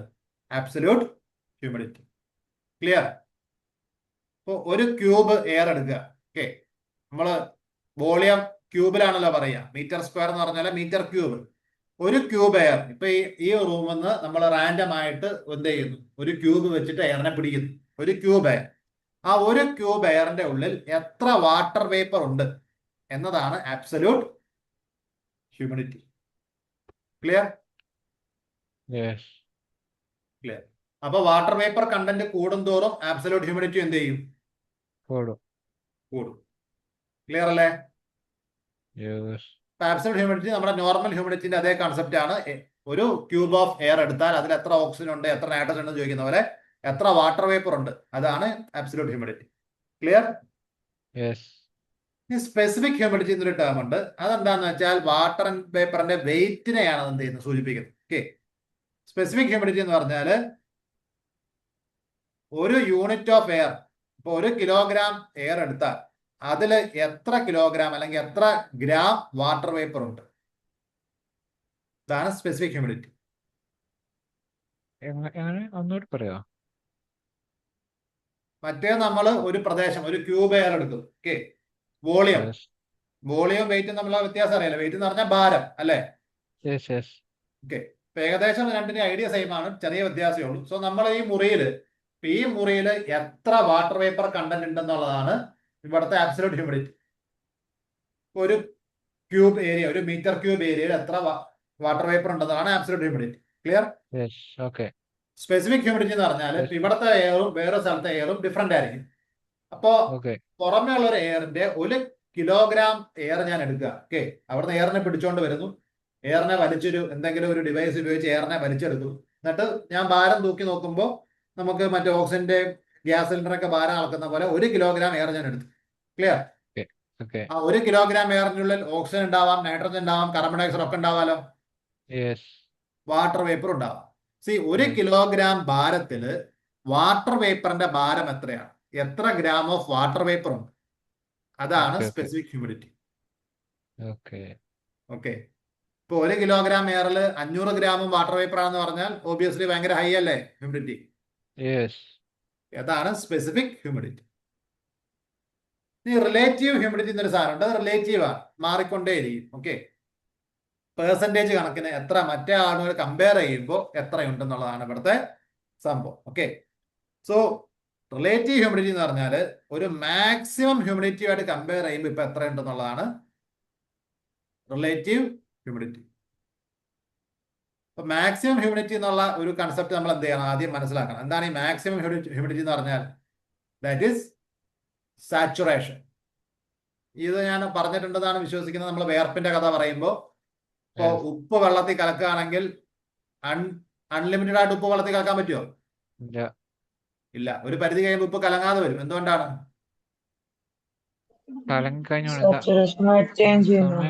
സാച്ചുറേഷൻ എത്തും, ഇനി സ്ഥലമില്ല, ഉപ്പിന് പോകാൻ വെള്ളത്തിൽ സ്ഥലമില്ല. പക്ഷെ എന്നാലും നമുക്ക് ഉപ്പ് പിന്നെയും കലക്കാൻ പറ്റും. എന്ത് ചെയ്യണം? ഉപ്പ് എടുത്ത് മാറ്റണം. ഓ, കലങ്ങിയ ഉപ്പ് കലങ്ങിയ ഉപ്പ് മാറ്റൊന്നും വേണ്ട. ഒരു വെള്ളത്തിൽ ഉപ്പ് കലങ്ങാതായ ഒരു ഗ്ലാസ് വെള്ളത്തിൽ നമ്മൾ ഉപ്പ് കലക്കി ഉപ്പ് കലങ്ങുന്നില്ല, പക്ഷെ അതേ വെള്ളത്തിൽ പിന്നെ ഉപ്പിനെ കലക്കാൻ പറ്റും. എന്ത് ചെയ്യണം? വഴിയുണ്ട്, വെള്ളം മെല്ലെ ചൂടാക്കിയാൽ മതി. ചൂടുവെള്ളത്തിൽ പെട്ടെന്ന് അലിയുന്ന ശ്രദ്ധിച്ചിട്ടില്ലേ? ഉപ്പ് വെള്ളം ചൂടാക്കുമ്പോ അതിന്റെ സാച്ചുറേഷൻ പോയിന്റ് മാറും. എന്തുകൊണ്ടാ വെള്ളം ചൂടാക്കുമ്പോൾ കൂടുതൽ ഉപ്പ് അലിയാൻ കാരണം? വാട്ടർ വേപ്പറായിട്ട് പോകൂലേ ഉപ്പ്? അതുകൊണ്ടല്ല, വാട്ടർ വേപ്പറായി പോയത് പോയി, അപ്പൊ അത്രയും സാച്ചുറേഷൻ കുറയല്ലേ ചെയ്യുക. കാരണം ഇനി അവിടെ വെള്ളമില്ല, വെള്ളം പോയില്ലേ. ഇപ്പൊ നമ്മള് ആ സാധനം നേരെ റിവേഴ്സാ വർക്ക് ചെയ്യും. ഇപ്പൊ ആലോചിച്ച് കടൽ വെള്ളം വറ്റിച്ചാല് ചൂടാക്കി വറ്റിക്കുമ്പോ ഉപ്പ് അവിടെ ബാക്കിയാവല്ലേ ചെയ്യും, ഉപ്പ് കലങ്ങാതെ പുറത്താവല്ലേ ചെയ്യുക. പക്ഷെ വെള്ളം ചെറുതായി ചൂടാക്കിയാല് ഉപ്പ് കലങ്ങാതെ കലർന്ന ഉപ്പും കൂടി കലങ്ങും. എന്തുകൊണ്ട്? ചെറുതായി ചൂടാക്കിയ ചൂടാവുമ്പോ ഒരു സാധനത്തിന് എന്താ സംഭവിക്കുന്നത്? എക്സ്പാൻഷനിലെ സംഭവിക്കുക. എയർ ആണെങ്കിലും എക്സ്പാൻഡ് ചെയ്യും, വാട്ടർ ആണെങ്കിലും എക്സ്പാൻഡ് ചെയ്യും. ഇപ്പൊ എക്സ്പാൻഡ് ചെയ്യുമ്പോൾ അവരുടെ ഇടയിൽ സ്പേസ് ക്രിയേറ്റ് ചെയ്യപ്പെടില്ലേ? ക്രിയേറ്റ് ചെയ്യപ്പെടും. ആ സ്പേസിലേക്ക് കൂടി കുറച്ചും കൂടി ആർക്ക് കയറിക്കാൻ പറ്റും? ഉപ്പിന് കയറിക്കാൻ പറ്റും. അതുകൊണ്ട് സാച്ചുറേഷൻ പോയിന്റ് ഓരോ ടെമ്പറേച്ചറിലെയും സാച്ചുറേഷൻ ഡിഫറെന്റ് ആയിരിക്കും. ഓക്കെ, ടെമ്പറേച്ചർ കൂടുന്നതിനനുസരിച്ചും കുറഞ്ഞതനുസരിച്ചും സാച്ചുറേഷൻ പോയിന്റ് എന്ത് ചെയ്യും? ഡിഫറെന്റ് മാറും. ഇത് വാട്ടറിലായാലും അങ്ങനെ തന്നെ, എയറിലായാലും അങ്ങനെ. അപ്പൊ എയറിൽ നമുക്ക് പറയാം ഒരു സ്പെസിഫിക് ടെമ്പറേച്ചർ. ഓക്കെ, 25 ഡിഗ്രി ടെമ്പറേച്ചറുള്ള എയറിന് ക്യാരി ചെയ്യാൻ പറ്റുന്ന മാക്സിമം എമൗണ്ട് ഓഫ് വാട്ടർ വേപ്പറിന് ഒരു കണക്കുണ്ട്. അതാണ് അതിന്റെ maximum amount of humidity at the particular temperature, saturation point. Clear ആയോ? അതിന്റെ എയറിന്റെ ടെമ്പറേച്ചർ 30 ആക്കിയാൽ ചിലപ്പോൾ കുറച്ചും കൂടി വാട്ടർ വേപ്പറിന് മുമ്പ് താങ്ങാൻ പറ്റും. പക്ഷെ 25 ഡിഗ്രി സെൽഷ്യസ് എന്ന് പറഞ്ഞ് നമ്മൾ ടെമ്പറേച്ചർ ക്യാപ്പ് ഇടുകയാണെങ്കിൽ 25 ഡിഗ്രി ചൂട് മാത്രമുള്ള ഒരു എയർ കോളത്തിന് കണ്ടെയ്ൻ ചെയ്യാൻ പറ്റുന്ന വാട്ടർ വേപ്പറിന്റെ അളവ് സ്പെസിഫിക് ആയിരിക്കും. മനസ്സിലാവുന്നുണ്ടോ? അതിന്റെ മേലേക്ക് പോയാൽ പിന്നെ കണ്ടെയ്ൻ ചെയ്യാൻ പറ്റില്ല, പിന്നെ മുമ്പ് എടുക്കാൻ പറ്റില്ല. മാക്സിമം എമൗണ്ട് അത് ഓരോ ടെമ്പറേച്ചറിന് ഓരോന്നായിരിക്കും. ക്ലിയർ? അപ്പൊ നമ്മളത് റിലേറ്റീവ് ഹ്യൂമിഡിറ്റി മനസ്സിലാക്കണമെങ്കിൽ നമ്മൾ ആദ്യം ടെമ്പറേച്ചറിനെ കോൺസ്റ്റന്റ് ആക്കി വെക്കണം. അപ്പൊ ടെമ്പറേച്ചർ കോൺസ്റ്റന്റ് ആണ് എന്ന് നമ്മൾ എടുത്തു കഴിയുമ്പോൾ അതായിരിക്കണം കണ്ടീഷൻ. ആ ഒരു എയറിന് താങ്ങാൻ പറ്റുന്ന മാക്സിമം എത്രയാണ് നമ്മൾ കണക്കെടുക്കണം. ആ മാക്സിമം നമുക്കറിയാം. ഓക്കെ, 100 ഗ്രാം അല്ലെങ്കിൽ 100 കിലോഗ്രാം വാട്ടർ വേപ്പർ ആണ് ഇവിടുത്തെ എയറിന് താങ്ങാൻ പറ്റുക മാക്സിമം. ആ മാക്സിമത്തിന്റെ എത്ര പെർസെന്റേജ് ഇപ്പൊ ഉണ്ട്? ഇപ്പൊ 100 കിലോഗ്രാം വാട്ടർ വേപ്പർ താങ്ങാൻ പറ്റുന്ന ഒരു സ്ഥലത്ത് ഇപ്പൊ എത്ര ഉണ്ടെന്നുള്ളതാണ് ചോദ്യം. അപ്പൊ പറയാണ് ഇപ്പോ 20 കിലോഗ്രാം വാട്ടർ വേപ്പർ ഉണ്ട് എന്ന് പറഞ്ഞാൽ മാക്സിമം കപ്പാസിറ്റി 100 അല്ലേ? യെസ്. ഇപ്പൊ 20% ആണ് എന്താ ഉള്ളത്? റിലേറ്റീവ് ഹ്യൂമിഡിറ്റി ഉണ്ട്. മനസ്സിലായോ? ഓക്കെ. മാക്സിമം കപ്പാസിറ്റി 100 ആൾക്ക് ഇരിക്കാം. പക്ഷെ 100 ആൾക്ക് ഇരിക്കാൻ പറ്റുന്ന സ്ഥലത്ത് എത്ര ആളെ ഉള്ളൂ? 20. 20 ആളെ. ഓക്കെ, ഇത് റിലേറ്റീവ് ഹ്യൂമിഡിറ്റി. മാക്സിമം കപ്പാസിറ്റിയും ഇപ്പൊ ഉള്ള ആൾക്കാരും തമ്മിലുള്ള റിലേഷൻ ആണ് റിലേറ്റീവ് ഹ്യൂമിഡിറ്റി. ഈ റിലേറ്റീവ് ഹ്യൂമിഡിറ്റി ടെമ്പറേച്ചർ മാറുമ്പോൾ മാറും. കാരണം ടെമ്പറേച്ചർ കൂട്ടിയാൽ അവിടെ മാക്സിമം ഇരിക്കാൻ പറ്റുന്ന 100 ആൾക്കല്ല, 110 ആൾക്ക് ഇരിക്കാൻ പറ്റും. ക്ലിയർ ആയോ? അതുകൊണ്ടാണ് ടെമ്പറേച്ചർ മാറുമ്പോൾ സാച്ചുറേഷനും മാറും, റിലേറ്റീവ് ഹ്യൂമിഡിറ്റിയും മാറും. ക്ലിയർ? കാരണം കപ്പാസിറ്റി കൂടും. വാട്ടർ വേപ്പറിന്റെ അളവ് കൂടിയില്ലെങ്കിലും മാക്സിമം കപ്പാസിറ്റി കൂടും, അപ്പോഴും ചേഞ്ച് വരും. റിലേറ്റീവ് ആയിട്ട് പറയുന്നതിന്റെ അളവ് മാറും. ക്ലിയർ? സാച്ചുറേഷൻ എന്ന് പറഞ്ഞാൽ ഈ ഗീവൺ ടെമ്പറേച്ചറിൽ ഇനി ഒരു തുള്ളി വാട്ടർ വേപ്പർ പോലും എന്നെ കൊണ്ട് ഹോൾഡ് ചെയ്യാൻ പറ്റില്ല എന്ന് എയർ പറയുന്ന അവസ്ഥയെയാണ് നമ്മൾ സാച്ചുറേഷൻ ഓഫ് എയർ എന്ന് വിളിക്കുന്നത്. Maximum capacity, that is saturated condition. പിന്നെ ഇവാപറേഷൻ നടക്കില്ല. മനസ്സിലായോ? അടുത്ത കണ്ടൻസേഷൻ ഓൾറെഡി നിങ്ങൾക്ക് അറിയാം. കണ്ടൻസേഷൻ എന്താണെന്നുള്ളത്. Condensation is reversal. Okay, energy നഷ്ടപ്പെടുന്ന വാട്ടർ വേപ്പർ എനർജി നഷ്ടപ്പെട്ടാൽ ആരാവും? തിരിച്ച് വാട്ടർ ആവും. ആ പരിപാടിക്ക് പറഞ്ഞ പേരാണ് condensation. Simply it is the loss of heat. Water വേപ്പറിന്റെ കയ്യിൽ നിന്ന് അതിന്റെ എനർജി നഷ്ടപ്പെട്ടാൽ മൂപ്പരാരായി? തിരിച്ച് ലിക്വിഡ് രൂപത്തിലുള്ള വാട്ടറായി. That is condensation. ഈ കണ്ടൻസേഷൻ കാരണം, ഇപ്പൊ നേരത്തെ നമ്മൾ പറഞ്ഞത് ഇവാപറേഷൻ കാരണം, കണ്ടൻസേഷൻ കാരണം നമ്മൾ എന്തുണ്ടാവും എന്ന് പറഞ്ഞു? മിസ്റ്റ് ഫോഗ് ഒക്കെ ഉണ്ടാവും പറഞ്ഞു. അതുപോലെ തന്നെ ഉണ്ടാകുന്ന ഒരു സാധനമാണ് ഡ്യൂ. നമ്മൾ ഫ്രോസ്റ്റിന്റെ കാര്യം പറഞ്ഞില്ല, അതുപോലെ ഉണ്ടാകുന്ന സാധനമാണ് എന്ത്? ഡ്യൂ. ഡ്യൂ എങ്ങനെ ഉണ്ടാവുന്നത്? ഫ്രോസ്റ്റും തമ്മിലുള്ള വ്യത്യാസം? ഫ്രോസ്റ്റ് ഐസാണ്, മഞ്ഞായിരിക്കും, വെള്ളത്തുള്ളിയാണ് ഡ്യൂ. മൗണ്ടൻ ഡ്യൂ എന്നൊക്കെ പറയുമ്പോൾ വെള്ളത്തുള്ളി, ഒരു ഇലേന്റെ മേലെ ഒരു തുള്ളി എടുത്ത് നമ്മൾ പണ്ട് വെള്ളം കുടിക്കുകയോ കണ്ണിലാക്കുകയോ ചെയ്യണ്ടാവും. മറ്റേത് ഐസാണ്, ഇത് വെള്ളമാണ്. ഡ്യൂവും ഫ്രോസ്റ്റും വ്യത്യാസമുണ്ട്. ഇത് കുറഞ്ഞ കണ്ടൻസേഷൻ അല്ലേ? ഓ, ഇത് കുറഞ്ഞ കണ്ടൻസേഷൻ ആയിരിക്കും.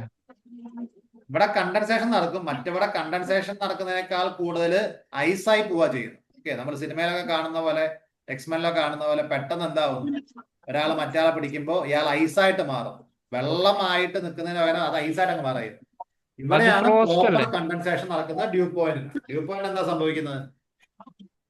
തണുത്ത് തണുത്ത് തണുത്ത് എനർജി നഷ്ടപ്പെട്ട് മെല്ലെ ഒരു തുള്ളി വെള്ളമായിട്ട് മാറുന്ന കണ്ടൻസേഷൻ പ്രോസസ്സാണ് ഡ്യൂവിൽ സംഭവിക്കുന്നത്. മറ്റേത് ഫ്രോസ്റ്റ് അല്ലേ അല്ലേ? അതെ, ഫ്രോസ്റ്റ് എന്ന് പറയുമ്പോൾ ഡയറക്റ്റ് ഒറ്റയടിക്ക് ഐസായി മാറും. ഇപ്പൊ നമ്മള് ഫ്രോസ്റ്റ് ബൈറ്റ് എന്നൊക്കെ കേട്ടിട്ടില്ലേ? ചില ആൾക്കാർക്ക് മലയും ഹിമാലയം കയറുമ്പോൾ കറക്റ്റ് ഗ്ലൗസ് ഒക്കെ കൈ നൂരിപ്പോയാല് ആ കൈ മൊത്തത്തിൽ ഒറ്റയടിക്ക് എന്തായി പോകും? ഐസ് പോലെ. ആ ഫ്രോസ്റ്റ് ബൈറ്റ് പോലെ സാധനമാണ് ഈ ഇലേന്റെ മേലെയൊക്കെ പെട്ടെന്ന് എന്ത് ചെയ്യുന്നത്? ഇതൊക്കെ ഐസായി പോകും. ഇലയൊക്കെ അങ്ങ് ഐസായി പോകുന്ന അവസ്ഥ. അതിന്റെ മേലെ ഐസ് ഫോം ചെയ്യുന്ന അവസ്ഥ. ഡ്യൂ എന്ന് പറയുന്ന ഇലേന്റെ മേലേക്ക് ഒരു തുള്ളി വെള്ളം ഫോം ചെയ്യുന്ന സാധനത്തിനെയാണ് നമ്മൾ ഡ്യൂ എന്ന് പറയുന്നത്. അത് ഹയർ കണ്ടൻസേഷൻ എന്ന് പറയാൻ പറ്റുമോ? അത് ഹയർ ആവണമെന്ന് നിർബന്ധമൊന്നുമില്ല. ഉദാഹരണത്തിന് നമ്മളിപ്പോ നമ്മുടെ മുറിയില് ഫ്രിഡ്ജിൽ നിന്ന് എന്ത് ചെയ്യുന്നു? നല്ല തണുത്ത ഒരു കുപ്പി വെള്ളം വെക്കുന്നു. കുപ്പീന്റെ ഉള്ളിലേ വെള്ളമുള്ളൂ, പക്ഷെ കുറച്ച് കഴിയുമ്പോൾ കുപ്പിയുടെ പുറത്തും വെള്ളത്തുള്ളികൾ വരും. എന്തുകൊണ്ടാ? കണ്ടൻസേഷൻ. അത് എയറിലുള്ള കണ്ടൻസേഷൻ സംഭവിക്കും. അതായത് ഈ കുപ്പിക്ക് നല്ല തണുപ്പല്ലേ? അപ്പൊ ആ കുപ്പിക്ക് ചുറ്റും എയർ ഉണ്ട്, ആ ചുറ്റുമുള്ള എയറിലും വാട്ടർ വേപ്പർ ഉണ്ട്. ഈ കുപ്പീനെ തണുപ്പ് കാരണം ആ കുപ്പീനെ തൊട്ട് നിൽക്കുന്ന എയർ തണുക്കും. കുപ്പീനെ തൊട്ട് നിൽക്കുന്ന എയർ തണുക്കുമ്പോൾ അതിൻ്റെ ഉള്ള വാട്ടർ എന്ത് ചെയ്യും? കണ്ടൻസ് ചെയ്യും. അതുകൊണ്ടാണ് നമ്മൾ ഫ്രിഡ്ജിൽ നിന്ന് എടുക്കുന്ന വെള്ളം നമുക്ക് ഉറപ്പാണ് കുപ്പീന്റെ മേലെ നമ്മൾ വെള്ളമൊന്നും ഒഴിച്ചിട്ടില്ല, കുപ്പീന്റെ ഉള്ളിലെ വെള്ളമുള്ളെങ്കിലും അത് നമ്മൾ കുറച്ചു നേരം പുറത്ത് വെച്ചാല് പിന്നെ നമ്മൾ ആ കുപ്പി പിടിക്കുമ്പോൾ നമ്മുടെ കൈ നനയും. കുപ്പിയുടെ പുറത്തും എന്ത് രൂപപ്പെടും? വെള്ളത്തുള്ളി രൂപപ്പെടും. ഇത് കണ്ടൻസേഷൻ ആണ്. ഡ്യൂ ഉണ്ടാവുന്ന അതേ സിസ്റ്റമാണ്. ഇതുപോലെ ഫോഗും മിസ്റ്റും ഉണ്ടാവും. ഉദാഹരണത്തിന് നമ്മുടെ വണ്ടിയുടെ ഗ്ലാസ്സിൽ പുകയുണ്ടാവുന്നത്. പുറത്താണ് തണുപ്പ്, പക്ഷെ ഉള്ളിലാണ് പുകയുണ്ടാവുന്നത്. ഉള്ളിൽ നിന്ന് പണ്ട് ആൾക്കാർ ഇങ്ങനെ തുടക്കിയായിരുന്നു. AC ഇടുമ്പോൾ ഉണ്ടാവില്ല. കാരണം AC ഇടുമ്പോൾ ഇവിടെ തണുപ്പാണ്, അപ്പൊ എന്ത് ചെയ്യില്ല? പ്രശ്നമില്ല. പക്ഷെ correct, പുറമത്തെ okay. ഈ തണുപ്പ് കൂടിയിട്ട് ഉള്ളില് തണുക്കുന്ന സമയത്ത് സ്വാഭാവികമായിട്ട് എന്ത് പറ്റും, പെട്ടെന്ന് ഉള്ളില് Forward ആവും. ഗ്ലാസിന്റെ അടുത്തുള്ള എയറും കൂടി എന്ത് ചെയ്യും, കണ്ടൻസ്ഡ് ആവും. അപ്പോഴാണ് ഈ Yes, സാധനം വരുന്നത്. forward. ഇപ്പൊ ഡ്യൂ Okay, okay. ഉണ്ടാവുന്നതും ഇതിന്റെയൊക്കെ സിസ്റ്റം സെയിം തന്നെയാണ്. ഡ്യൂ ഉണ്ടാവാൻ നമുക്ക് ഹൈ സാച്ചുറേഷൻ വേണമെന്ന് ഒരു നിർബന്ധമല്ല. തണുക്കുമ്പോൾ എന്തെങ്കിലും സാധനം ഐസ് തട്ടിയിട്ട് അടുത്തുള്ള ആളും കൂടി തണുക്കും. ഇപ്പൊ ഞാൻ നേരത്തെ പറഞ്ഞില്ലേ, നിലത്ത് ഐസ് ഇട്ടാൽ അതിന്റെ മേലുള്ള എയർ എന്ത് ചെയ്യും, കണ്ടൻസ് ആവും. ആണത്. Yes, അതിന് ഇരിക്കാൻ സ്ഥലം കിട്ടിയാൽ ഡ്യൂ ആവും. ഇരിക്കാൻ സ്ഥലം കിട്ടിയില്ലെങ്കിൽ അതൊരു ഫോഗായിട്ട് അങ്ങനെ നിൽക്കും. okay. മനസ്സിലായോ? Yes, yes, yes. ഇത് തന്നെയാണ് ക്ലൗഡും. ക്ലൗഡ് എന്തുകൊണ്ട് പെട്ടെന്ന് ഡ്യൂ ആവുന്നതിനെ ചോദിച്ചാൽ, അത്രയും ഉയരത്തിൽ മരമൊക്കെ ഉണ്ടായിരുന്നെങ്കിൽ അതിന്റെ ഇലയിലൊക്കെ പോയി വെള്ളമായിട്ട് മാറിയാനെ. ഒരു ഹൈഗ്രോസ്കോപ്പിക് എന്ത് വേണം, ന്യൂക്ലിയൈ വേണം. ആ ന്യൂക്ലിയൈ കിട്ടാത്തത് കൊണ്ട്, ന്യൂക്ലിയൈ എന്ന് പറഞ്ഞാൽ ഇരിക്കാൻ സ്ഥലം വേണം. മെയിൻ സ്ഥലം Yes. കിട്ടാത്തതുകൊണ്ട് ഭയങ്കര ഹൈഗ്രോസ്കോപ്പിക് ന്യൂക്ലിയൈ എന്ന് പറയുന്ന വളരെ ഡസ്റ്റ് പാർട്ടിക്കിളിലൊക്കെ പോയിരിക്കും. അപ്പോഴാണ് ചെറിയ വെള്ളത്തുള്ളി ഫോം ചെയ്യുന്നത്. എയറിൽ കണ്ടൻസ്ഡ് ആവുന്ന, ഹയർ അറ്റ്മോസ്ഫിയറിൽ കണ്ടൻസ് ആവുന്ന ആളുടെ പ്രശ്നം എന്ന് വെച്ചാൽ പുള്ളിക്ക് ഇരിക്കാൻ സ്ഥലമല്ല. അപ്പൊ കണ്ടൻസ്ഡ് ആയിട്ട് സ്വാഭാവികമായിട്ട് എന്ത് ചെയ്യും, മഞ്ഞൊക്കെ പോലെ ആയി, ഫോഗ് പോലെയായി, പിന്നെ ഒന്നും കൂടി അതൊന്ന് സെറ്റായി ക്ലൗഡ് പോലെ ഇങ്ങനെ ഒഴുകി നടക്കും. ആ മഞ്ഞും മഴയും രൂപപ്പെടുന്നത് ഒരേ സിസ്റ്റം തന്നെ. സിസ്റ്റം തന്നെ. പക്ഷെങ്കില് ഒരേ സ്ഥലത്ത് തന്നെ മഞ്ഞും മഴയും രൂപപ്പെടാനുള്ള കാരണം എന്താ? മഞ്ഞ് രൂപപ്പെട്ട് കഴിഞ്ഞിട്ട്, മഞ്ഞ് നമ്മുടെ ലെവലിലാണ് ഉള്ളത്, മഴ നമ്മുടെ ലെവലിലല്ല ഉള്ളത്. അതാണ് വ്യത്യാസം. Okay. മഴ ഉണ്ടാവുന്നത് നമ്മളുടെ ആൾട്ടിറ്റ്യൂഡ്, ഹൈറ്റ് എന്നല്ല. മഴ സ്വർഗരാജ്യത്താണ് ഉണ്ടാവുന്നത്. മനസ്സിലായോ? Okay okay okay. മഞ്ഞ് ലോ ആൾട്ടിറ്റ്യൂഡിലാണ്, അതായത് അതുകൊണ്ടാണ് നമുക്ക് നടന്നു അത്ര. പോകുമ്പോൾ നമ്മൾ ഭൂമി കൂടി പോകുന്നു. Okay, okay. നമുക്ക് കണ്ണ് കാണാതെ ഉണ്ടാവുന്ന ഒരു സാധനമാണല്ലോ ഈ കോട യെസ്. എന്ന് പറഞ്ഞാൽ. എന്തോ കാരണം കൊണ്ട് തണുത്ത് ഇവിടെയുള്ള വാട്ടർ വേപ്പർ കണ്ടൻസ് ആയി പെട്ടെന്ന്, പക്ഷെ പൂർണ്ണമായിട്ട് എന്താവുന്നില്ല, ബൾക്കി ആയി, വെയിറ്റ് കൂടിയിട്ട് വാട്ടർ ആവുന്നില്ല, പക്ഷെ കണ്ടൻസ് ആയി. എയറിൽ തന്നെ കണ്ടൻസ് ആവുമ്പോൾ നമ്മുടെ ക്ലാരിറ്റി കുറയും, മഞ്ഞ് ഫോം ചെയ്യും. ക്ലിയർ? ഓക്കെ. ഈ സാധനം ഹയർ അറ്റ്മോസ്ഫിയറിലാണെങ്കിൽ ഇതുപോലെ എന്ത് ചെയ്യുന്നു, ക്ലൗഡ് ഫോം ചെയ്യുന്നു. ക്ലൗഡ് ട്രാൻസ്പെറന്റ് അല്ലല്ലോ, ക്ലൗഡിൽ കൂടി ഒന്നും കാണാൻ പറ്റില്ലല്ലോ, ഫോം ആ ചെയ്യും. ആ ഞാന് ആ മഞ്ഞ് പെയ്യുന്നില്ലേ? ഐസ് പെയ്യുന്നതാണ് പറയുന്നത്. ഐസ്, അതെ അതെ. ആ, അത് തന്നെ, അത് പേരെ തന്നെ വരുന്നത്. ഈ ഹിമാലയൻ ആ രീതിക്കുള്ളതാണ് ഞാൻ ചോദിച്ചത്. എന്നുവെച്ചാൽ ഓ, അവിടെ മഴയും പെയ്യുന്നുണ്ട്, ആ മഞ്ഞും ആ, പെയ്യുന്നുണ്ട്. അത് സെയിം തന്നെ, അത് സെയിം തന്നെ. അത് സ്വാഭാവികമായിട്ടും ഈ പറയുന്ന ക്ലൗഡുകൾ ഓവർ തണുത്താൽ അതെന്ത് ചെയ്യും, ഐസായിട്ട് വീഴും. അപ്പൊ നമ്മൾ ഡൽഹിയിലാണെങ്കിലും തലയിൽ കല്ലെറിഞ്ഞ പോലെ ആലിപ്പഴം എന്ന് പറഞ്ഞ സാധനം വീഴും. മഴയായിട്ട് പെയ്യുന്നതിന് പകരം ഐസായിട്ട് പെയ്യും. ഐസ് പെയ്യും, മഞ്ഞ് പെയ്യും. അതൊക്കെ അത് ഒരേ അത് രണ്ടും വ്യത്യാസമില്ലേ? ഇവിടെ വീഴുന്ന മഞ്ഞ് വെച്ചാൽ കുറച്ചുകൂടി കട്ടിയായിട്ടില്ലേ ഉണ്ടാവുക? എവിടെ മറ്റ് നമ്മൾ ആലിപ്പഴം എന്ന് പറയുന്നത് കുറച്ചുകൂടി കട്ടിയായിട്ടുള്ള ഐസ് അല്ലേ? ഭയങ്കര കല്ല് പോലെ ആയിരിക്കും. അതെ. ഭയങ്കരമായിട്ട് പെട്ടെന്ന് ഫ്രോസ്റ്റ് ബൈറ്റ് പോലെ ഈ മേഘം ഒറ്റയടിക്ക് പെട്ടെന്ന് തണുത്തു എന്ന് വിചാരിക്കും. അറ്റ്മോസ്ഫിയറിൽ എന്തെങ്കിലും സംഭവം പെട്ടെന്നൊരു തണുപ്പ് അതിന് ഫീൽ ചെയ്യാം. നമ്മൾ ഫ്രീസറിൽ കയറ്റിയ പോലെ പെട്ടെന്ന് തണുക്കാന്ന് വിചാരിക്കും. ഒറ്റയടിക്ക് ഈ വാട്ടർ എന്ത് ചെയ്യുന്ന വെച്ചാൽ ഐസായിട്ട് മാറിയിട്ട് ഐസ് ബ്രേക്ക് ചെയ്ത് കല്ല് താഴെ വീണാൽ നമ്മുടെ തലയൊക്കെ പൊട്ടുന്ന രീതിയിൽ വലിയ ഐസ് കട്ട വീഴും. ഓക്കെ. അതേസമയം അങ്ങനെ ഹെവി ആയിട്ട് വരുന്നില്ല, അത് മെല്ലെയാണ് തണുക്കുന്നത്. തണുപ്പ് കൂടുതലാണെന്നുണ്ടെങ്കിൽ അതെന്ത് ചെയ്യും, സ്മോൾ സ്മോൾ കഷ്ണങ്ങളായിട്ട് ബ്രേക്ക് ചെയ്ത് വീഴുമ്പോൾ ഫൈൻ പാർട്ടിക്കിൾസ് ആകും വീഴുമ്പോൾ. അപ്പൊ നമുക്ക് എന്തായിട്ട് ഫീൽ ചെയ്യും, മഞ്ഞായിട്ട് ഫീൽ ചെയ്യും. അതിന്റെ ടെമ്പറേച്ചർ ഒന്നും കൂടി കുറഞ്ഞാൽ, താഴേക്ക് വരുന്ന വഴി ഫ്രിക്ഷനോ മറ്റു കാര്യങ്ങളോ ഒന്നും കൂടി ടെമ്പറേച്ചർ കുറയുകയാണെങ്കിൽ ആ മഞ്ഞ് വെള്ളത്തുള്ളിയായിട്ട് മാറും. അപ്പൊ അത് മഴത്തുള്ളിയായിട്ട് മാറും. ഇപ്പൊ മഴ പെയ്യുമ്പോ തന്നെ എല്ലാ മഴയ്ക്കും ഒരു തുള്ളി വെള്ളത്തിന്റെ വലുപ്പം പോലും വ്യത്യാസമല്ലേ? Yes yes yes. അപ്പൊ തുള്ളിക്ക് ഒരു കുടം ഉള്ള മഴയുണ്ട്, വളരെ നൈസായിട്ട് പെയ്യുന്ന ചാറിപ്പോകുന്ന മഴയുണ്ട്. മഴയുണ്ട്. ഓക്കെ. വാട്ടർ കണ്ടന്റിന്റെ വ്യത്യാസം അനുസരിച്ചിരിക്കും. അതെ, ഹിമാലയത്തില് മഞ്ഞും മഴയും പെയ്യുന്നതിന്റെ ഒരു ഡൗട്ട് ഉള്ളതുകൊണ്ട് ചോദിച്ചാ. അല്ല, ഹിമാലയത്തിലല്ല, നോർത്ത് ഇന്ത്യയിലൊക്കെ സാധനമുണ്ട്. ഇപ്പൊ വെസ്റ്റേൺ ഡിസ്റ്റർബൻസ് പഠിക്കുന്നവർക്ക് മനസ്സിലാവും. Okay okay. വെസ്റ്റേൺ ഡിസ്റ്റർബൻസ് വരുന്ന സമയത്താണ് ആകാശത്ത് നിന്ന് എന്ത് ചെയ്യുന്നത്, ഐസ് വീഴുന്നത്. ഐസിന്റെ കഷ്ണങ്ങൾ ഇങ്ങനെ വീഴാൻ തുടങ്ങും. ഓക്കെ. ഓക്കെ, യെസ് കഴിഞ്ഞു. ക്ലിയർ ആയോ? Yes yes yes. അപ്പൊ വാട്ടർ കണ്ടന്റിന്റെ അളവനുസരിച്ച് മാറും. ഓക്കെ, ഇപ്പൊ വേറെ ആലോചിച്ച് നോക്ക്, ഇതിനേക്കാളൊക്കെ വളരെ വിചിത്രമായ ഒരു സാധനമുണ്ട്. ക്ലൗഡ് ബേസ് എന്നൊരു സാധനമല്ലേ? Yes yes yes. അവിടെ എന്താ സംഭവിക്കുന്നത്, ഒരു ബക്കറ്റ് കമഴ്ത്തുമ്പോ വീഗാലാൻഡിലൊക്കെ ഉണ്ട്, ഈ ബക്കറ്റ് കമഴ്ത്തി ഒരു ലോഡ് വെള്ളം ഒറ്റയടിക്ക് വീഴുന്ന പോലെ ക്ലൗഡ് എന്ത് ചെയ്യണം, ഒറ്റയടിക്ക് ഇതൊക്കെ കൂടി വെള്ളമായിട്ട് വരിക. അങ്ങനെയാണ് ഫ്ലഡ് ഉണ്ടാവുന്നത്. ഓക്കെ. അപ്പൊ പല രീതിയിൽ ഇതിന് കണ്ടൻസ് ചെയ്തിട്ട് മൂപ്പറുടെ ഒരു ലിമിറ്റ് പല രീതിയിൽ മെല്ലെയും മൂപ്പർക്ക് മൈരി തുള്ളി തുള്ളിയായിട്ട് പെയ്യാം, ഒറ്റയടിക്ക് സാധനം വെള്ളമായിട്ട് മാറാം, ഒറ്റയടിക്ക് ഐസായിട്ട് ഇത് താഴേക്ക് വരാം. അങ്ങനെ പല ഓപ്ഷൻസ് മൂപ്പർക്കുണ്ട്. അവിടുത്തെ തണുപ്പിന്റെയും പെട്ടെന്ന് ഇപ്പോൾ വേറെ ഒരു സ്ഥലത്തുനിന്ന് അതിശക്തമായ ഒരു മഞ്ഞുകാറ്റ് വരാന്ന് വിചാരിക്കും. അതാണ് വെസ്റ്റേൺ ഡിസ്റ്റർബൻസ്. അപ്പൊ മേലെ മൂപ്പര് മഴ പെയ്യാൻ വേണ്ടി ഇങ്ങനെ റെഡിയായിട്ട് നിൽക്കുകയായിരുന്നു. പക്ഷെ മൂപ്പര് തണുത്തു, പക്ഷെ അങ്ങനെ ഓവർ തണുത്തിട്ടില്ല. അപ്പൊ വേറൊരു സൈഡിൽ നിന്ന് സൈബീരിയയിൽ നിന്ന് എങ്ങാൻ അതിശക്തമായ ഒരു മഞ്ഞുകാറ്റ് വരാൻ വിചാരിക്കും. ആ മഞ്ഞുകാറ്റ് അടിച്ചിട്ട് ഇത് വല്ലാണ്ടങ്ങ് തണുത്തു. ഇത് വല്ലാണ്ടങ്ങ് തണുത്തു പോകുമ്പോൾ മൂപ്പര് ഉടനെ ഐസായിട്ട് അങ്ങ് വീഴും. ഓക്കെ. മനസ്സിലായോ? Yes yes yes. അപ്പൊ അങ്ങനെ ഈ തണുപ്പും ചൂടും തന്നെ കാരണം, പക്ഷെ പല തരത്തിലുള്ള കാറ്റും മറ്റു സാധനങ്ങളും വെസ്റ്റേൺ ഡിസ്റ്റർബൻസും സൈക്ലോണുകൾ മറ്റു സാധനങ്ങളൊക്കെ വരുമ്പോൾ ഈ തണുപ്പിന്റെ അളവും ഒക്കെ പെട്ടെന്ന് എന്ത് ചെയ്യും, മാറും. അതുകൊണ്ടാണ് സ്നോഫാളും റെയിൻഫാളും ഒക്കെ ബേസിക്കലി സാധനം ഒന്നാണെങ്കിലും ചിലത് മഞ്ഞായിട്ട് കിട്ടുന്നു, ചിലത് വെള്ളമായിട്ട് കിട്ടുന്നു. ഓക്കെ. ആ എയറിന്റെ ടെമ്പറേച്ചറും ഇതൊക്കെയായിട്ട് ബന്ധപ്പെട്ടിരിക്കും. Okay, clear? Yes yes. So ക്ലൗഡും ക്ലൗഡ് ഫോർമേഷൻ ഈ കാര്യം നമുക്ക് ഡൗട്ട് ഉണ്ടെങ്കിൽ ഒന്നുകൂടി ഡിസ്കസ് ചെയ്യാം. നെക്സ്റ്റ് ക്ലാസ് 9 കഴിഞ്ഞുകൊണ്ട് നമുക്ക് എന്ത് ചെയ്യാം, ഇന്നത്തെ ക്ലാസ് എന്തായാലും വൈൻഡ് അപ്പ് ചെയ്യാം. Okay, thank you. Okay. Thank you.